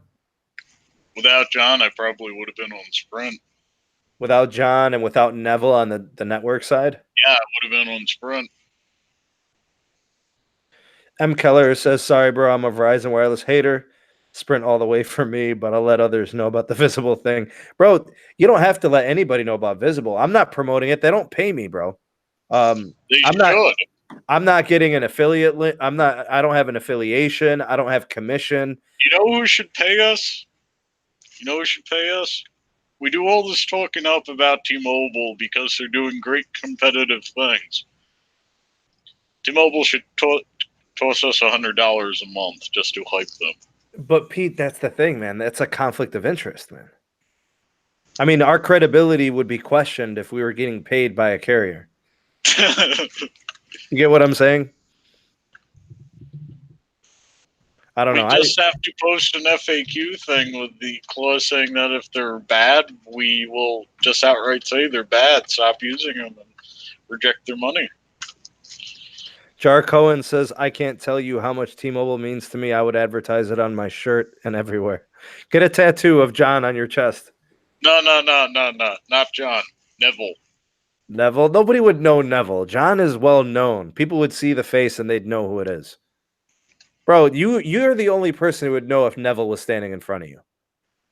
And I'd offer him a good German lager and tell him I want to hear about his network deployment strategy. You think you could level with that guy, man? Probably could. We're both engineers.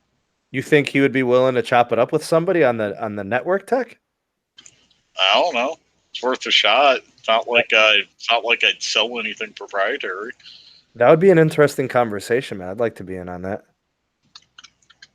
It would not go on the live screen.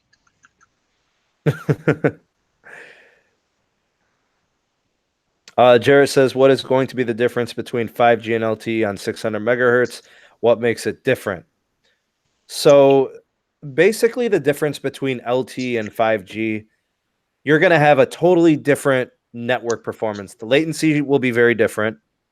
So like if you ever look at the ping on a speed test, you'll see like some number and then it'll say MS. That's basically how instantaneous that the internet can connect with your connection. So with 5G, latency, I mean, from what we're seeing right now is sub 10 milliseconds. Ideally, it wants to be as close to 1 or as close to 0 as possible. 0.1. I mean, theoretically, right? We need it to be as low as possible. Yeah, On LTE, Pete, what's the best latency you've seen from T-Mobile? the lowest I've got was, I don't know, 15-ish. You've seen 15 on LTE? Yeah.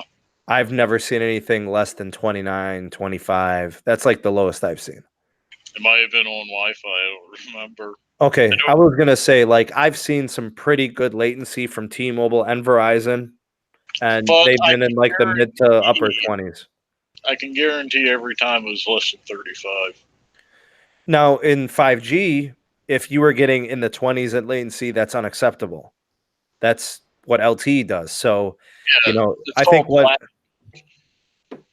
what Jarrett's saying is, besides, between the difference between 4G LTE and 5G, what can we expect to see different? What else do you think besides the latency, Pete? Capacity. Yeah, you won't get slowed down, man. The Well, throughput's much better. you'd be able to transfer more information quicker, so more intercommunication, more capacity. Well, Pete, when it's like when you're on a tower and you normally get 100 or 150 megabits per second, and it gets congested, you get dropped down to like 2 to 5 megabits per second, right? Yep. A 5G node operates at 1.5 gigs per second. When it gets congested, you're getting 300 megabits per second, Which is pretty good too. which is incredible. You're still getting a third of a gig of speed, even at a congested time. So Tom DeLong said something else about 5G. For the moment, you get less battery life. Yeah, they got to figure out like the whole antenna searching for signal and stuff like that. Well, once we get more 5G places that the 5G antennas can latch onto, that will lessen the impact. Jamil says AT&T 3G has doubled the coverage of their 4G. Yep. I thought they were shutting down 3G in like 2 years. Here's the thing: in my city, if you're not on AT&T 3G, you're not on AT&T. Whose network is that? AT&T's. The hell? So as we were saying about the states suing to block the merger, most of them are the Verizon states, and Verizon has like 5% more coverage in this state than T-Mobile does. Rafi says, when is New York, New Jersey getting 5G? Any info on got that? it yesterday. Manhattan has it. Parts of New York City have it. I've seen it in Manhattan, the Bronx, parts of Queens. Yeah, Dumbo, New York. I mean, it's all over New York. At least we're talking T-Mobile. Hey, they're the only one. They're the only one with the hotspot to deploy it there. Oh, Pete, did you see my update this week on AT&T Band 14?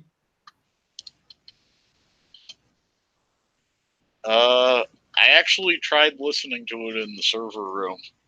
All right, so Band 14, First Responders Network. Oh, that one. I commented on that, remember? Okay, yeah. So San Jose is all Band 14, man. San Jose? Like, that's kind of random. Like, I thought it was going to be like Dallas or something. Or whatever that forest that they deprioritize firefighters on. Oh, in California, yeah. uh, yeah, man. So San Jose, they've got all types of different departments connected to the network. Their transportation department, their recreation department, fire, EMS, police, they're all connected to it. And they say that Band 14 deployment has made the AT&T network, the commercial network, 25% faster than all the other networks. Well, I believe band 14 is a bit wider than most bands. Is Band 14 700 megahertz or is it 800? Let me Google that real quick. Give me the frequency. You know what? Tin Man's in the live chat. He definitely knows, man. That dude is a wealth of knowledge, man.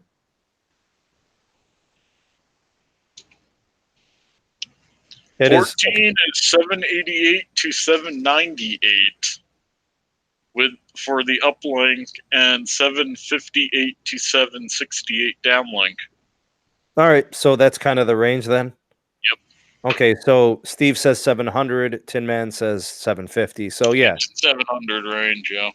So that's pretty nice low frequency spectrum that travels really well and that makes sense. They want to get an area covered where connectivity won't be an issue. Makes sense. Yeah. Joe Yeah, that's DeMarco what says I'm band getting. 14 is 20 by 20 megahertz. Pete, I wanted to ask you something, man. Yeah, higher capacity. Like, so when they get deprioritized, just users of AT&T that are on band 14, would they lose connectivity to a call if they're on band 14 and they got booted off for first responders? It depends on if 3G is in the area and if there's another channel to go to. Like, because the way I see it is like a call probably doesn't take enough bandwidth to need to be booted off, but I could see a scenario where somebody is maybe watching something and the resolution kicks down or their video starts to buffer. I could see that. And when you released the video about the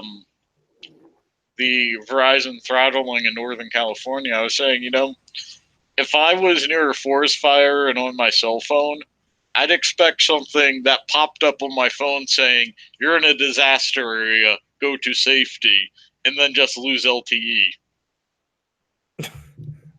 So you think that would be more realistic as how it would play out? That's how it should play out. I mean, they're given this large frequency to help first responders. Nintendo 504 with the super chat. Thanks for the donation, pal. Says, how will 600 megahertz work on 5G iPhone 10s Max at 600 megahertz? So you wouldn't be connecting to 5G 600 megahertz. You would be connecting to LTE. Now, from what I understand, is it's works for both LTE and 5G, which is strategically what T-Mobile is doing with the network. The 10s Max, in and of itself, has very questionable Intel radios in it. So, like, you already are kind of at a disadvantage in terms of speed and connectivity. It's I don't know. I don't know. They're saying 2020 is going to be the year that the iPhone gets 5G. So we'll have to wait and see what type of compatibility and speeds we get from their 5G connections. From what I've heard, Denver is trying to be a 5G city, but every time I've been around Denver, I have not seen anything remarkable that would point toward 5G. TS, Verizon just got 5G live in Denver. What? Yeah, did you miss the? Oh, you missed the first part of the video. I was working. Yeah, Pete. Two cities were announced today added to Verizon's 5G: Providence, Rhode Island; Denver, Colorado. Oh, it's Verizon? Yeah, I'm not going to Verizon. use that. I'm just dang, bro. You coming at me like that, man? I'm just telling you. It's like I swore at your mother or something by saying the word Verizon. Hey, she had an issue with Verizon too. So she also has a she She was annoyed and held the grudge about the Mountain Bell charging $6 to connect to Pacific Bell. Cesar Gonzalez says, you think T-Mobile and Sprint merger will go through? The DOJ is taking long and hasn't made a decision. There's no rush, and the problem is Dish Network right now. Charlie Ergen's the problem. It's kind of the holdup.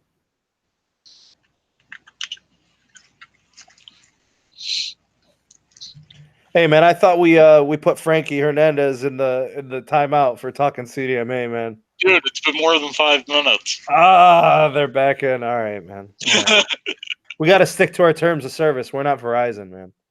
Hey, we could do multiple. No. Everybody's been good. I haven't seen or heard any mentions of CDMA yet. Hey, I like Denver, and to tell you the truth, they'd be growing faster if not for the fact they can't have enough housing. All right, Pete. Timeout Hadika, bro. Right now. No, dude, his emoji's a pukey face.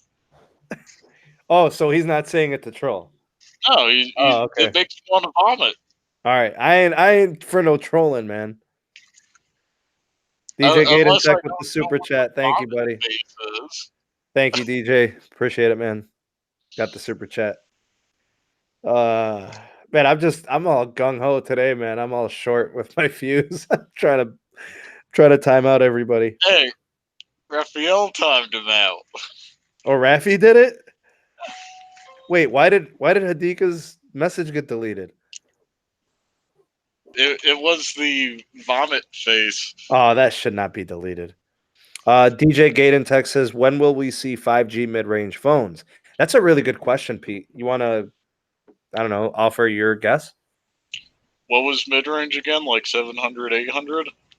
No, 600? Man. Come on. 500? Oh, 500.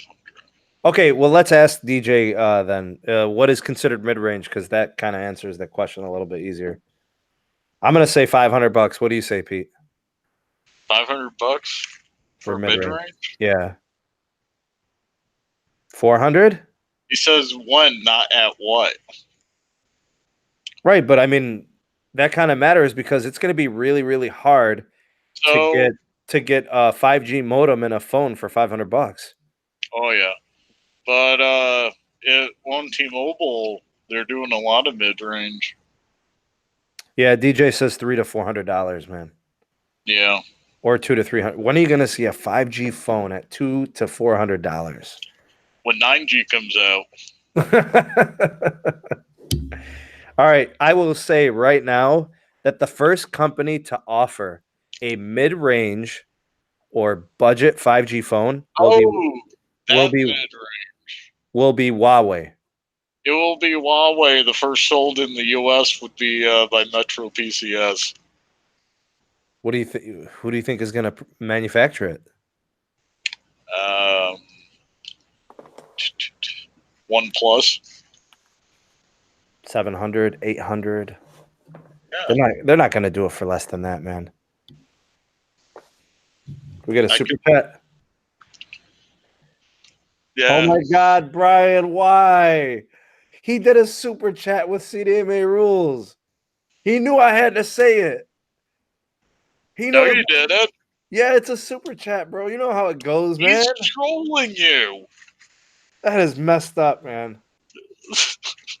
Brian, this is horrible. Oh my God, man. Come on, bro. I think that was the second super chat of the night, though. Bro, these guys have no shame, man. He put CDMA in a super chat.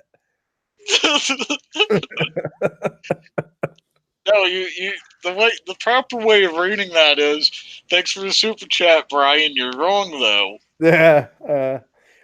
Mark Garcia says Motorola be the one of the first. The problem, Mark, is Motorola, God, man, they used to be amazing. Ever since they've been owned by Lenovo, yeah, I don't believe in them, bro. I don't believe in them anymore, Pete. Aren't they part of don't they have some CCP ties? Well, why the hell aren't they getting banned out of the U.S.? Oh. Later, Dark Vader. Take care, man. Frankie says, you didn't say if anybody mentions it, whether it's good, bad, or indifferent. Now don't start playing sides. Don't be biased. Play fair now. Jamil says 3G versus or 3G version 2.9 HSP Plus can reach up to 89 megabits per second down, 21 megabits per second up. Don't underestimate the 3G and the CDMA. Did you know that in the Middle East, 3G speeds reach over 20 megabits per second on the download? Wow, I was surprised when they started doing that on LTE here. But that's what I'm saying is why haven't we seen like we never really saw the true potential of 3G here in the US. No, we haven't. We went from like the first 10% of 3G to trying to get LTE going, 4G and LTE. And we're lagging behind on deployment with that too. I mean, you could say the LTE now is pretty good, Pete. It's pretty good, but there are countries with like HSP A plus that are comparable, if not better, than our LTE here. The problem, Pete, our country is huge, bro. And there's a lot of red tape for So certain cities, and you I, can't build out with small cells, and there's a I lot of stuff, understand bro. the country's huge. I'm talking like in cities in general where they can do this. It's typically lagging behind. Jarrett says, how are they speeding up the 600 megahertz spectrum to be fast enough for 5G? I think Lower they're just gonna latency. aren't they gonna just densify it too? It's just gonna be concentration of spectrum. Concentration and lower latency. I hear they're gonna be doing some beamforming too, Pete. Neville's having fun with that one. Bro, beamforming is brilliant. That's Oh yeah. got to be like and because it's low frequency, I mean it's gonna stretch pretty far. Why are Tin you Man leaving, Keller? Tin Man says not anymore, Jamil. They move most of the spectrum to LTE. That's true. A lot of refarming going on. Hey, that's why you get knocked down to 2G and 3G on the Sprint 5G. M. Keller says, do you have any news about Sprint, the only carrier that really makes a difference to me? I mean, Sprint's doing good in 5G. Their midband is kicking butt. Especially if you're on their campus. Yeah, because they got a lot of spectrum out there for it. It's a Pixel 3 XL. Got it launch day. Oh, Pete, I want to show you my new phone. Is it something I've seen before? Wait, have you seen the OnePlus 6T? I think I got one for my sister. Yeah, I just got this, and I repaired a screen for it a week ago. it's awesome, man. This is a great phone. It is. How was the repair? Just so I know. Would have been easier if I had some scotch. That's funny, man. Sometimes you need to take the edge off when you do your repairs. Well, the way she broke it, there's quite an edge. All right, I'm done, bro. Just read that super chat, bro. Nokia candy bar phones rule. I actually had one and I lost it. I had one too, bro. I can't believe you just brought this that. up. That was a good phone. Hey, Pete, what was your favorite phone, man?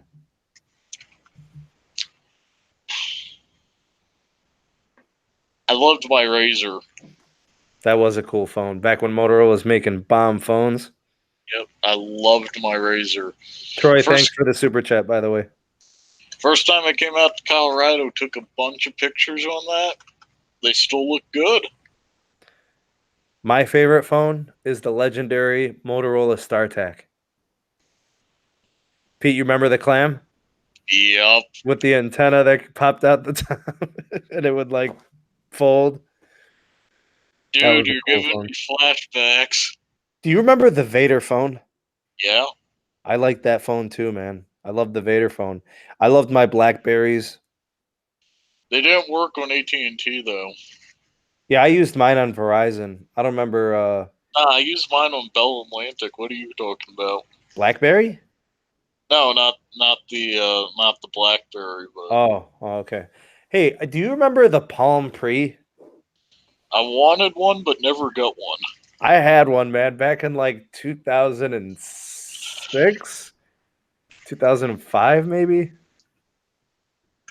It had a stylus that was built into it. It was basically the first Note, Yep. but their software was like horrendous. It was so Well, it bad, was man. they were ahead of their time. They didn't really know what they were gunning for. Oh, Cameron says the LG chocolate. That was the music player phone, wasn't it? I have one of those in my storage room. Do you remember the NASCAR LG? It looked like a Mm, car with the two speakers on the top of the phone that looked like wheels. I think I deliberately avoided that one. That one, it was a horrible phone. I just remember seeing it. I remember Altel was selling it. Do you remember Altel, Pete?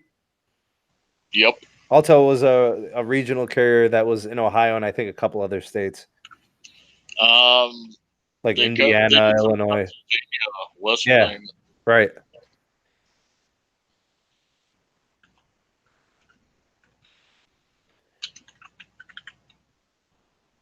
Oh, Jarrett says, can you explain beamforming and how far it will reach with 600 megahertz? So the thing about the 600 megahertz spectrum is just the fact that it's low frequency waves. So it's going to travel pretty far. I mean, that's as far as I know, Pete, that's the lowest LTE radio waves that the FCC has given out, right?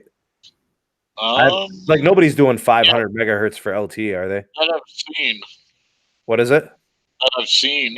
Okay, so it is 600 is the lowest. So that's where the long distance traveling comes from for connectivity.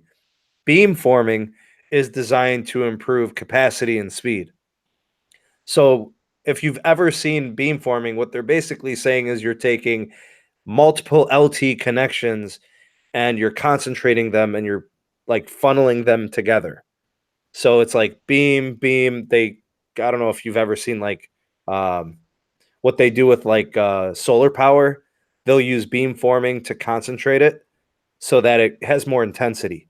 So that's Yep. essentially what they're doing with beamforming is they're trying to intensify or increase the concentration of the spectrum and the LT connectivity. So, and in the case of 5G, obviously, that's the goal is to you want more throughput, you want more capacity, you don't want the network slowing down. Or even if it does slow down, if you're working with 2 gigs per second, slowing down might be a half a gig per second, right? Like that. It's amazing. Uh, but yeah, it's exciting times, man. That technology is. I want to say I covered beamforming technology in a video. I don't know, man. The end of 2017, and I forget which carrier it was, but they were experimenting with beamforming, and kind of like the infancy stages. I wonder how far along it is now in terms of the development of the tech. Be interesting to see. I don't know if you've come across anything recently on that, Pete. Nah, and I typically have in my newsfeed things about merging cellular frequency technology. If you guys are interested in learning about like developing technologies, Fierce Wireless does a pretty good job of putting out like little blurbs and articles about stuff like that, new technologies that are either under development or kind of finishing up. They give updates and stuff like that. That's a really good website. RCS So also gets that too. those websites are good. I also like some of the peer review articles that come up that Well, need Pete, peer review. when you bring up peer-reviewed articles, like that's the legitimate research. Yes, But that's going to be above a lot of people's pay grade. That's sadly at the moment it's above mine, but I still have to give input. but that's what I'm saying is like you would have to like you would read the abstract and like the average Joe would be like, I don't even know what the hell they're Their talking eyes glaze over after the about. second sentence. Right, bro. So I've seen people do that with abstracts I wrote. Timothy Bell or Timothy Ball says 600 megahertz travels 6 to 10 miles on flat ground. That's pretty impressive. Yep. because unlike the 5G millimeter wave, the sunshine doesn't break the wavelength. What's up, Matt Wilson? Glad you could be here. Tin Man says Sprint uses beamforming on band 41 for some time. That explains why band 41 is so freaking fast. Pete, did you know that Sprint gets band 41 up to like 200 megabits per second? Nope. Dude, it's so freaking Now, fast. now if they had it in my market, I Well, would have heard about it. that's the problem. It's not in every market, and it really, I mean, it needs investment. They have to put that on more towers. Neville wants to invest in that. The beamforming? Yeah, Neville. Well, if they had pre-existing sites post merger, he'd They'd probably keep be it. yeah, he'd be thrilled to see that on all those towers. Jarrett says, "Is there anything higher than 4x4 MIMO?" Nope. That's the highest I've That, seen. that's the highest the antenna makers make at the moment. Man, I remember when people first started connecting to 4x4 MIMO. So basically, carriers started deploying that antenna technology, and then people didn't have phones for it yet. And then Samsung, I want to say it was like it Hey, was either the my I think it was the Pixel S8, wasn't it? Yep, my Pixel 1 didn't have that, and I was kind of annoyed. Yeah, but you had 2x2. Yeah, So you were probably seeing maximum download speeds like around 120 megabits per second. my area is capping out around 60. But Pete, the thing about that phone On is T-Mobile. It had a Snapdragon 821. This was on T-Mobile when it came out, though, so So if you upgraded to a Samsung Galaxy, you would have got the 4x4 MIMO the following year. yep. Let's But see the that's a check. downgrade for the interface, man. What do you mean? I tried pixelizing an S9, like giving it the pixel launcher and what I'm used to on the Pixels, and just didn't feel right. The best thing you could do with a phone if you don't like the interface is to probably download Nova Launcher. I tried that too. It just didn't. I kept hitting the Bixby button and saying, "Why do I want to talk to you?" Bro, I heard they're getting rid of that Bixby button. The Note They 10. already did. Yeah, I heard the Note 10 is going to be really nice too. So on the S9, Samsung released software that makes it so the button does absolutely nothing. That would have been great for the phone Well, when I Pete, had wouldn't it. it be nice if you could remap it for something useful? No, Camera. I'd be whacking the camera all the time. Okay. What if it could launch a certain app, the most frequently used app? Nope, You don't want it. You don't want a button there. I don't want extra buttons. I got Okay, so the volume up, so you would love a buttonless phone. I like my power, my volume up, and my volume down. All on the same side? Yeah. Although, granted, I could probably adjust in about a month for asymmetric, but yeah, I like really simple phones with buttons. So I got this new OnePlus 6T, and I'm really impressed, man. It's a nice phone. It's running a Snapdragon 845. Nice, It's got 8 gigs of RAM. amazing. It used to be a T-Mobile phone. Yep, And you know how I know? T-Mobile app. T-Mobile app. And I can't delete it. Yeah, you can. I can't. I'm not rooting the phone, bro. You don't have to root it. Pete, I've tried to disable it. I can't even disable it. Wait, you can't get rid of it using using sideload. No. Jeez.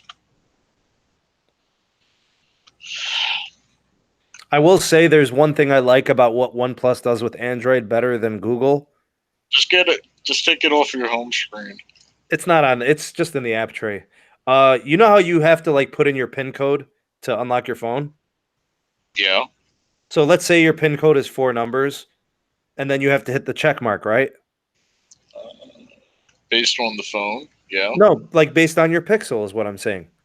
Yeah, the Pixel, yes. I noticed on my Tab S4, which I gave Nova Launcher, and it's kind of usable because it's a tablet. Um, I don't have to hit the tick mark. Well, my Pixel and all the Pixels I've owned, you've had to hit the check mark after you put in the number. This phone doesn't, which I like. You just put in the numbers and boom, it's done. And then this is actually pretty cool, guys. This one has the in-display fingerprint scanner, and it's pretty good, bro. I'm gonna try to Um, I'm gonna try to do it that here. Hold became on hit one or second. miss over time. Well, I mean, it's been working really good, man, and I'm surprised. Like, it's And fast. I was gonna say I also had to replace the screen. So, TS, Huawei phones will come to the U.S. when Trump leaves office. So next year. I'm not going politics. We'll see. I mean, if we're playing the whole TikTok game, conservative, liberal, we're going back and forth, then it's Yeah, I could see that. Stacy said just joined. Did you try the hotspot on the visible? Yeah, Stacy confirmed 5 megabits per second. You were correct, ma'am. Ow. So that's the best you could do is on the hotspot. I forgot to mention that. On the visible service, you do get unlimited hotspot, but it is 5 megabits per second. What's So, unusable? well, For if you're running one device, it's usable. me, that's unusable. Well, Pete, it works good for a Chromecast, Oh yeah, but outside of that, like, it's hit or miss, man. Joe, we're not going into politics. Does somebody need a timeout? So today I found myself downloading a 800 meg Ubuntu server distribution. Was that the benchmark app? No, server operating system. Ah, okay. I thought you said it. I thought it was a benchmarking company. Nope, it's a Linux distro maker. I spent 4.5 hours today in a bunker yelling at web servers for not behaving how I wanted it to. Thanks, Stacy. Appreciate the update on that. So not only a 5 megabits per second cap, but also only one device. So Ouch. so that means if you needed to connect a tablet, like an iPad or something like that, and also your Chromecast, it wouldn't work. Nope. That's that sucks, bro. Do you think there's any route, like maybe if you had like a rooted device, you could work around that or bypass it? Probably, I mean, I've had a rooted device with hotspotting against my plan on LT on T-Mobile, and it worked on multiple devices. Didn't cost me anything extra. So, Man, everybody's asking if the merger has come to a decision or if it's come to a close or if anything's happened. okay, I'll, I'll just go out and say what's happening with the merger. The Dish guy is trying to grease Del Rahim, SoftBank's, and Deutsche Telekom's palms. We're waiting for him to be satisfied with the concessions. He's tough, man. Ooh, Charlie Ergen is vicious. He's like he is just he wants it all, man. you're using an understatement there. Like every report, every like statement that's made about Charlie Ergen is like this guy's shrewd.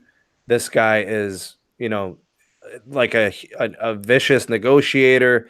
He tries to get as much as he can. Like don't get me wrong. I'm all about companies getting as much as they can, but like it's gotten to the point where he's blown deals because he's been unwilling to close them. Like he's probably the type of guy that agrees to something and then comes back the next day. Hey, I want a little bit more. Hey, at least he's a, my old lady's kind of weird. We get it. We get to cut out. You got to bounce? No, I've had friends say that, like, Oh, playing with them for a month, and they're like, every single time they're like, my old lady's weird, I gotta cut out. I don't know about this guy, man. I hope he's not going to be the reason this thing falters. In the meantime, I think T-Mobile's still looking to find other suitors. It just looks like the DOJ's hell They bent might on it buy being Dish. Dish if it fails. What's that? They might buy Dish if it fails. Who? T-Mobile. They want Spectrum. Yeah, but T-Mobile, no, because Dish is either going to build out their IoT, or they're looking at a buyout from Verizon would overpay. You get what I'm saying? Verizon would pay way over what T-Mobile would. But if you were on Dish, wouldn't you prefer being rolled into T-Vision? Of course I would, but yeah, but Verizon would pay. I'm telling you, Verizon would double what T-Mobile would pay. Probably minimum. What do you Double. think? What do you think Dish is worth? 40 billion? 30 billion? I mean, I can't see him being worth that much. I'm putting him at 20 billion. 30, maybe. Maybe 30. 30 billion. Would T-Mobile pay 30 billion for Dish? No, they don't Because have. they're paying 26 billion for Sprint. They're paying 26 billion for that mid-band for Sprint. I can't believe how valuable that is, man. That's crazy. Yeah, it's worth 26 billion But apparently. Pete, what about all the legal proceedings that are going on now? What about all these lawyer fees and all this that are going into this attempted merger? All that's got money associated with it. Yeah, it's probably around 30 billion for that mid-band. Wow. Huh. You know what, Pete? I'm gonna do a video on the Dish Spectrum Holdings. I'm gonna do a breakdown of what they own, how much they paid for it, which frequencies, how much of it they have. You get what I'm saying? I think Tin Man might be interested in that too. I Yeah, get it what you're saying. get some of the graphics in there so people can see what the other companies have, like Verizon, Sprint, T-Mobile. See how it compares. You guys, let me know in the live chat, guys, if you want to see that video. I cover all of the Spectrum Holdings from all the different carriers, including Dish. Lawrence, we talked about Verizon slightly after I jumped on. It's on the DVR. You know what, TS? That's a good question. Why does Dish have all the spectrum and sitting on it? That is a Because they question. want to be Sprint. Yeah, but the reason Sprint can't deploy their network is because they don't have money. Dish has been holding on to it for 10 years. True. So does that mean that Sprint is dishing, or is Dish still Dish sprinting. I think Sprint is dishing.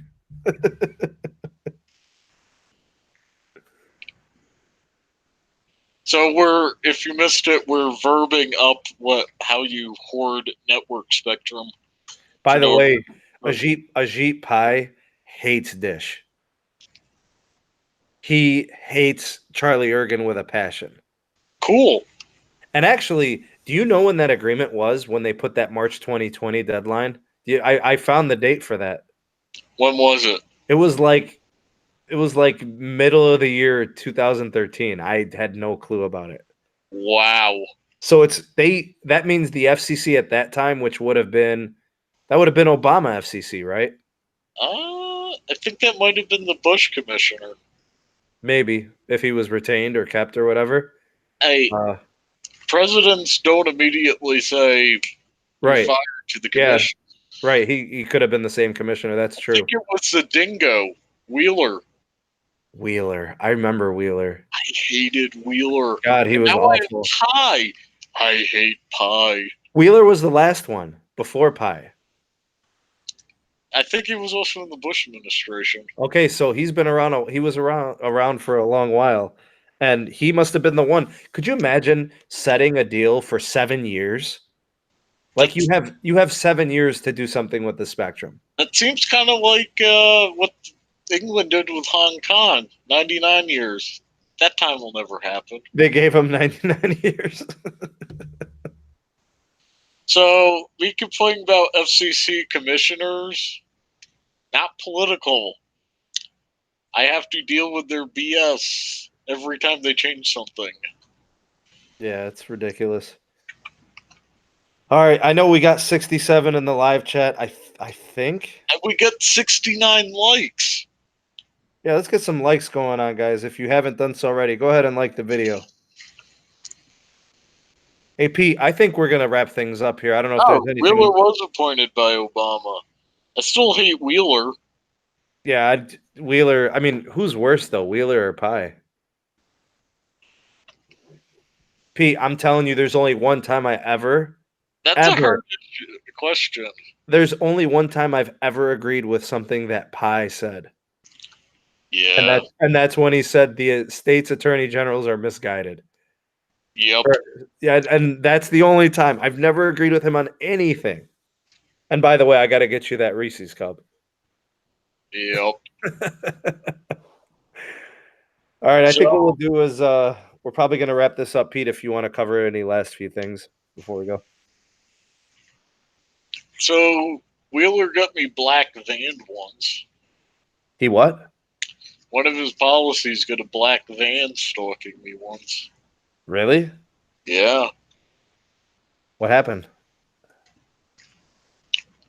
I was trying to purchase equipment off Chinese websites I don't like the way this sounds, bro. that allowed me to measure what cell phone penetration was doing in a house. Oh, My Pete. mentor knew about that. My master's mentor knew about that incident.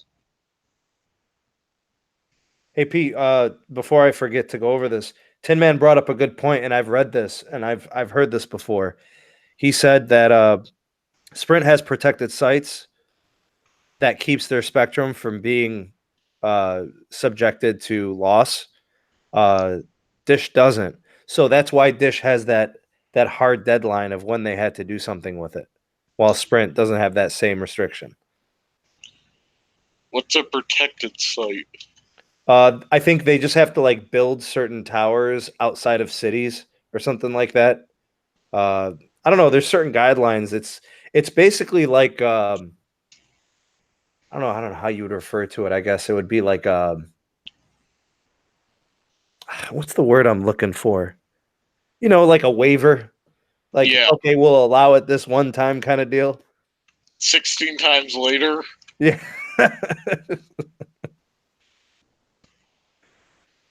Oh man, that's messed up. Somebody disliked this video. That is But it messed up. wasn't Brian. Yeah, whoever disliked this video, I hate you. You are the worst. You suck. All right. Oh man. That was 20 minutes ago. Sheesh. Yeah, definitely not Brian. Xander's in the house. Xander, glad you could be here, man, from the Discord. Hey, we hit 74, Nice. but, Thanks, guys. but with 2 thumbs down. 2 thumbs downs. You know what, man? I Whoever think did we're the gonna. thumbs, you know what, Pete? Whoever did the thumbs down, that's messed up, man. I think it might have been Willie Watson who just gave us a super chat. You Thanks for can't, yeah, chat. you can't just give a super chat and then thumbs down the video. What is that? That's like a Sour Patch Kid, man. Hey, we got more thumbs down rolling in. Yeah, I Is know, this I know. because we're not talking about how bad AT&T is? Three dislikes. What is going on? Somebody tell me your beef. We'll try and pave it over. I Thanks, Willie. just so you guys know, whether my videos get likes or dislikes, it makes no difference to me because whenever people rate the video, it helps it, get views and get into the YouTube algorithm. So I don't mind. Hey, Brian actually found it kind of entertaining when we timed it. Yeah. Well, that's So, the thing. Like, you're supposed to have a voice when you're in the live chat. so what was it like being in timeout? You just didn't have that enter button? You could just hit enter. and nothing happened. Pete, is there anything else you want to cover before we wrap things up?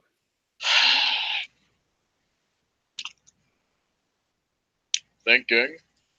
Is No. there any devices, any network stuff? With T-Mobile rolling out 5G in Cleveland, can you get their internet? I'm sure it's better than Cox.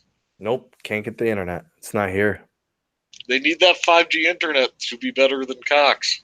Dude, I would leave them in a heartbeat. I don't care how fast they say this internet is. I don't know. You guys tell me in the live chat. Let me know if my video and my audio was good tonight for the whole duration. I've been trying to work through some things. I'm hoping that it's all well, but you guys let me know. How was the audio tonight? How was the sound and how was the video? Notice your webcam flickering a bit on My your white webcam? wall. Yeah. Really? I think it might be the. Wait, are you using fluorescent lights in that basement? Hold on. I didn't even turn on my studio light. Hold on. But are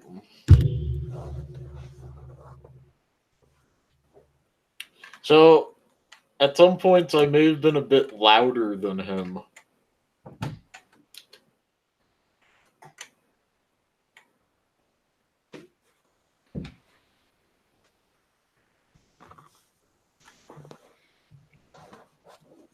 Hey, flicker's going away.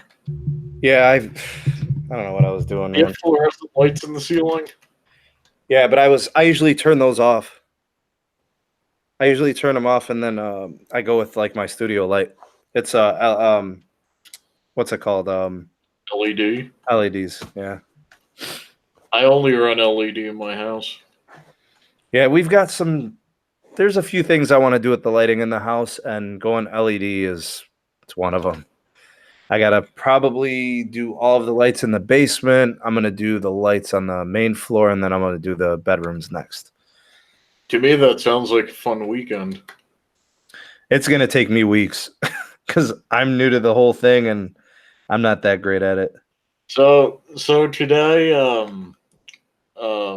was working with somebody I've been working with for like 8 years.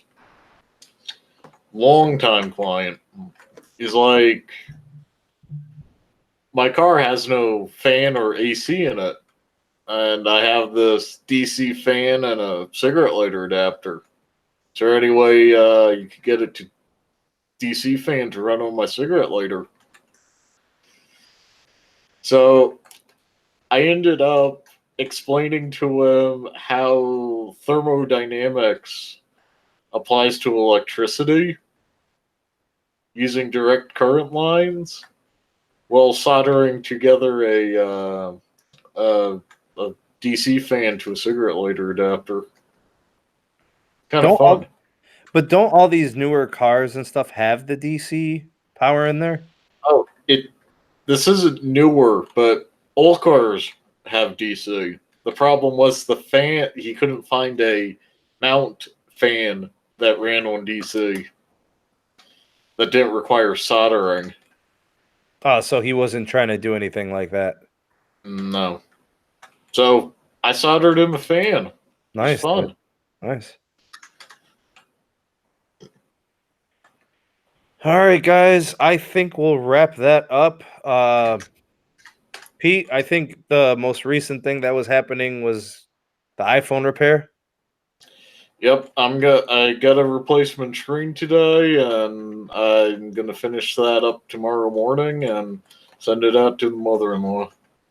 I just want to ask you guys in the live chat, do you guys want a video Saturday or Sunday? Because I already have one, but I can't upload two over the next 2 days. I can only upload one. So I guess what I want to know is, do you guys want it tomorrow or do you guys want it Sunday? So I don't know. You guys can let me know in the live chat. I'll just take a look to see what you guys have to say. Pick one day, Saturday or Sunday. Pete, what day do you want? I like Sundays. All right, let's do a Sunday. Pete says, Rafi says Saturday. TS says Sunday. Nintendo 504 says Saturday. Wow, we're very, very split. Looks like Sunday's winning. Yeah, people are liking Sunday, so maybe I could just take tomorrow off and not upload anything. Oh wow, everybody loves Sunday. Wow. You guys do know that I'm doing the JG Tech Blog Sunday live stream podcast, so Oh, now I remember why it seemed like it was 2 weeks ago that you did the. yeah, because it was my podcast before the Sunday podcast. Yeah, then we did stuff Sunday. It's a lot of Sunday, Pete. A lot of Sunday. All right, Sunday it is. No upload tomorrow. You guys will get something on Sunday. I think you guys will like it. It's pretty good. Pete, you know what it is, right? Which one? Let's talk in Hangouts, man. I want to Okay. be a surprise. They know what it is. Are you, do you? We've talked about this before. Do you know what I'm talking about now? Oh, I Do you know think? what it is. Do you think Sunday's a good day for that? And I actually wanted to ask you, should Do we it do that? Saturday. Really? That Saturday. They're going to be blown away. If you do it Sunday, they'll miss the JG Tech Blog thing. You're like, boom. All Do right. it Saturday. What I want to do is I want to do a premiere. Yeah, do it Saturday. All right. What time should we do the premiere?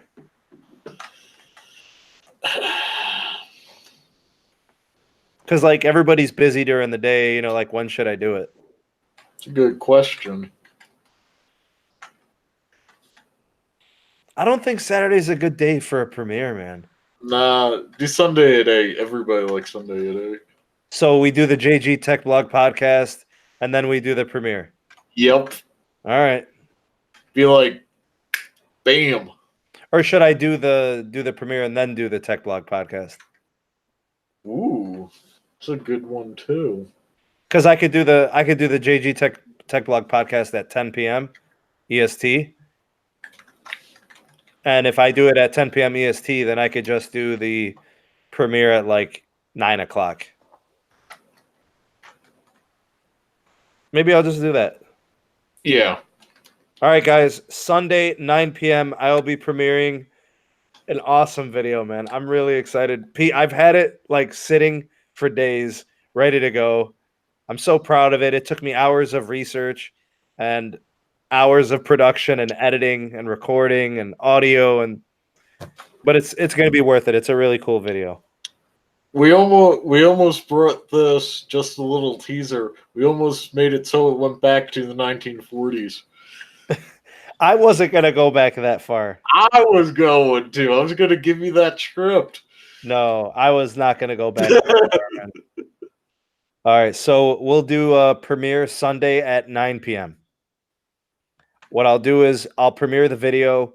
I'll be in for the live chat. We'll watch it together, and then we'll do the JG Tech Blog at 10 o'clock. Cool? Cool.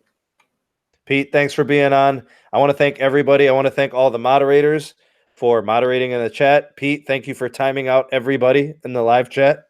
I think Rafi did about as many as I did. Yeah. Thank you, Rafi. Thank you, Jamil. I don't think I saw Nocturnal tonight, but big shout out to Nocturnal. Wait, we missed the super chat? Did we? Man, I hope I didn't miss a super chat. If I did, I'm sorry. Willie Watson was the last one on my feed. Okay. Yeah, we got to Willie. Big shout out to the Discord. Link in the description for that. If you guys want to join the community there, it's a lot of fun. Me and Pete are in there all the time. Most of the time for me. Yeah. Big shout out to the patrons over on the Patreon page. If you guys are interested in making a donation to Sneed Mobile Tech, there's a PayPal link in the description box for that. Of course, thank you to the super chat donations. You guys are awesome. Thank you for your generosity and the kind gesture. And we're looking forward. Enjoys it too. Yeah, and we're looking forward to the premiere on Sunday for the next upload, 9 p.m. Eastern Standard Time. Be there for the live chat. I'll be in there. I won't be doing a live stream. I'll just be in the live chat with you guys watching. So, yeah, and then we'll do the JG podcast right after. So I think I'll leave it at that. Pete, anything you want to say before we go? Nope. All right, guys. We'll see you on the next one. Peace. Peace.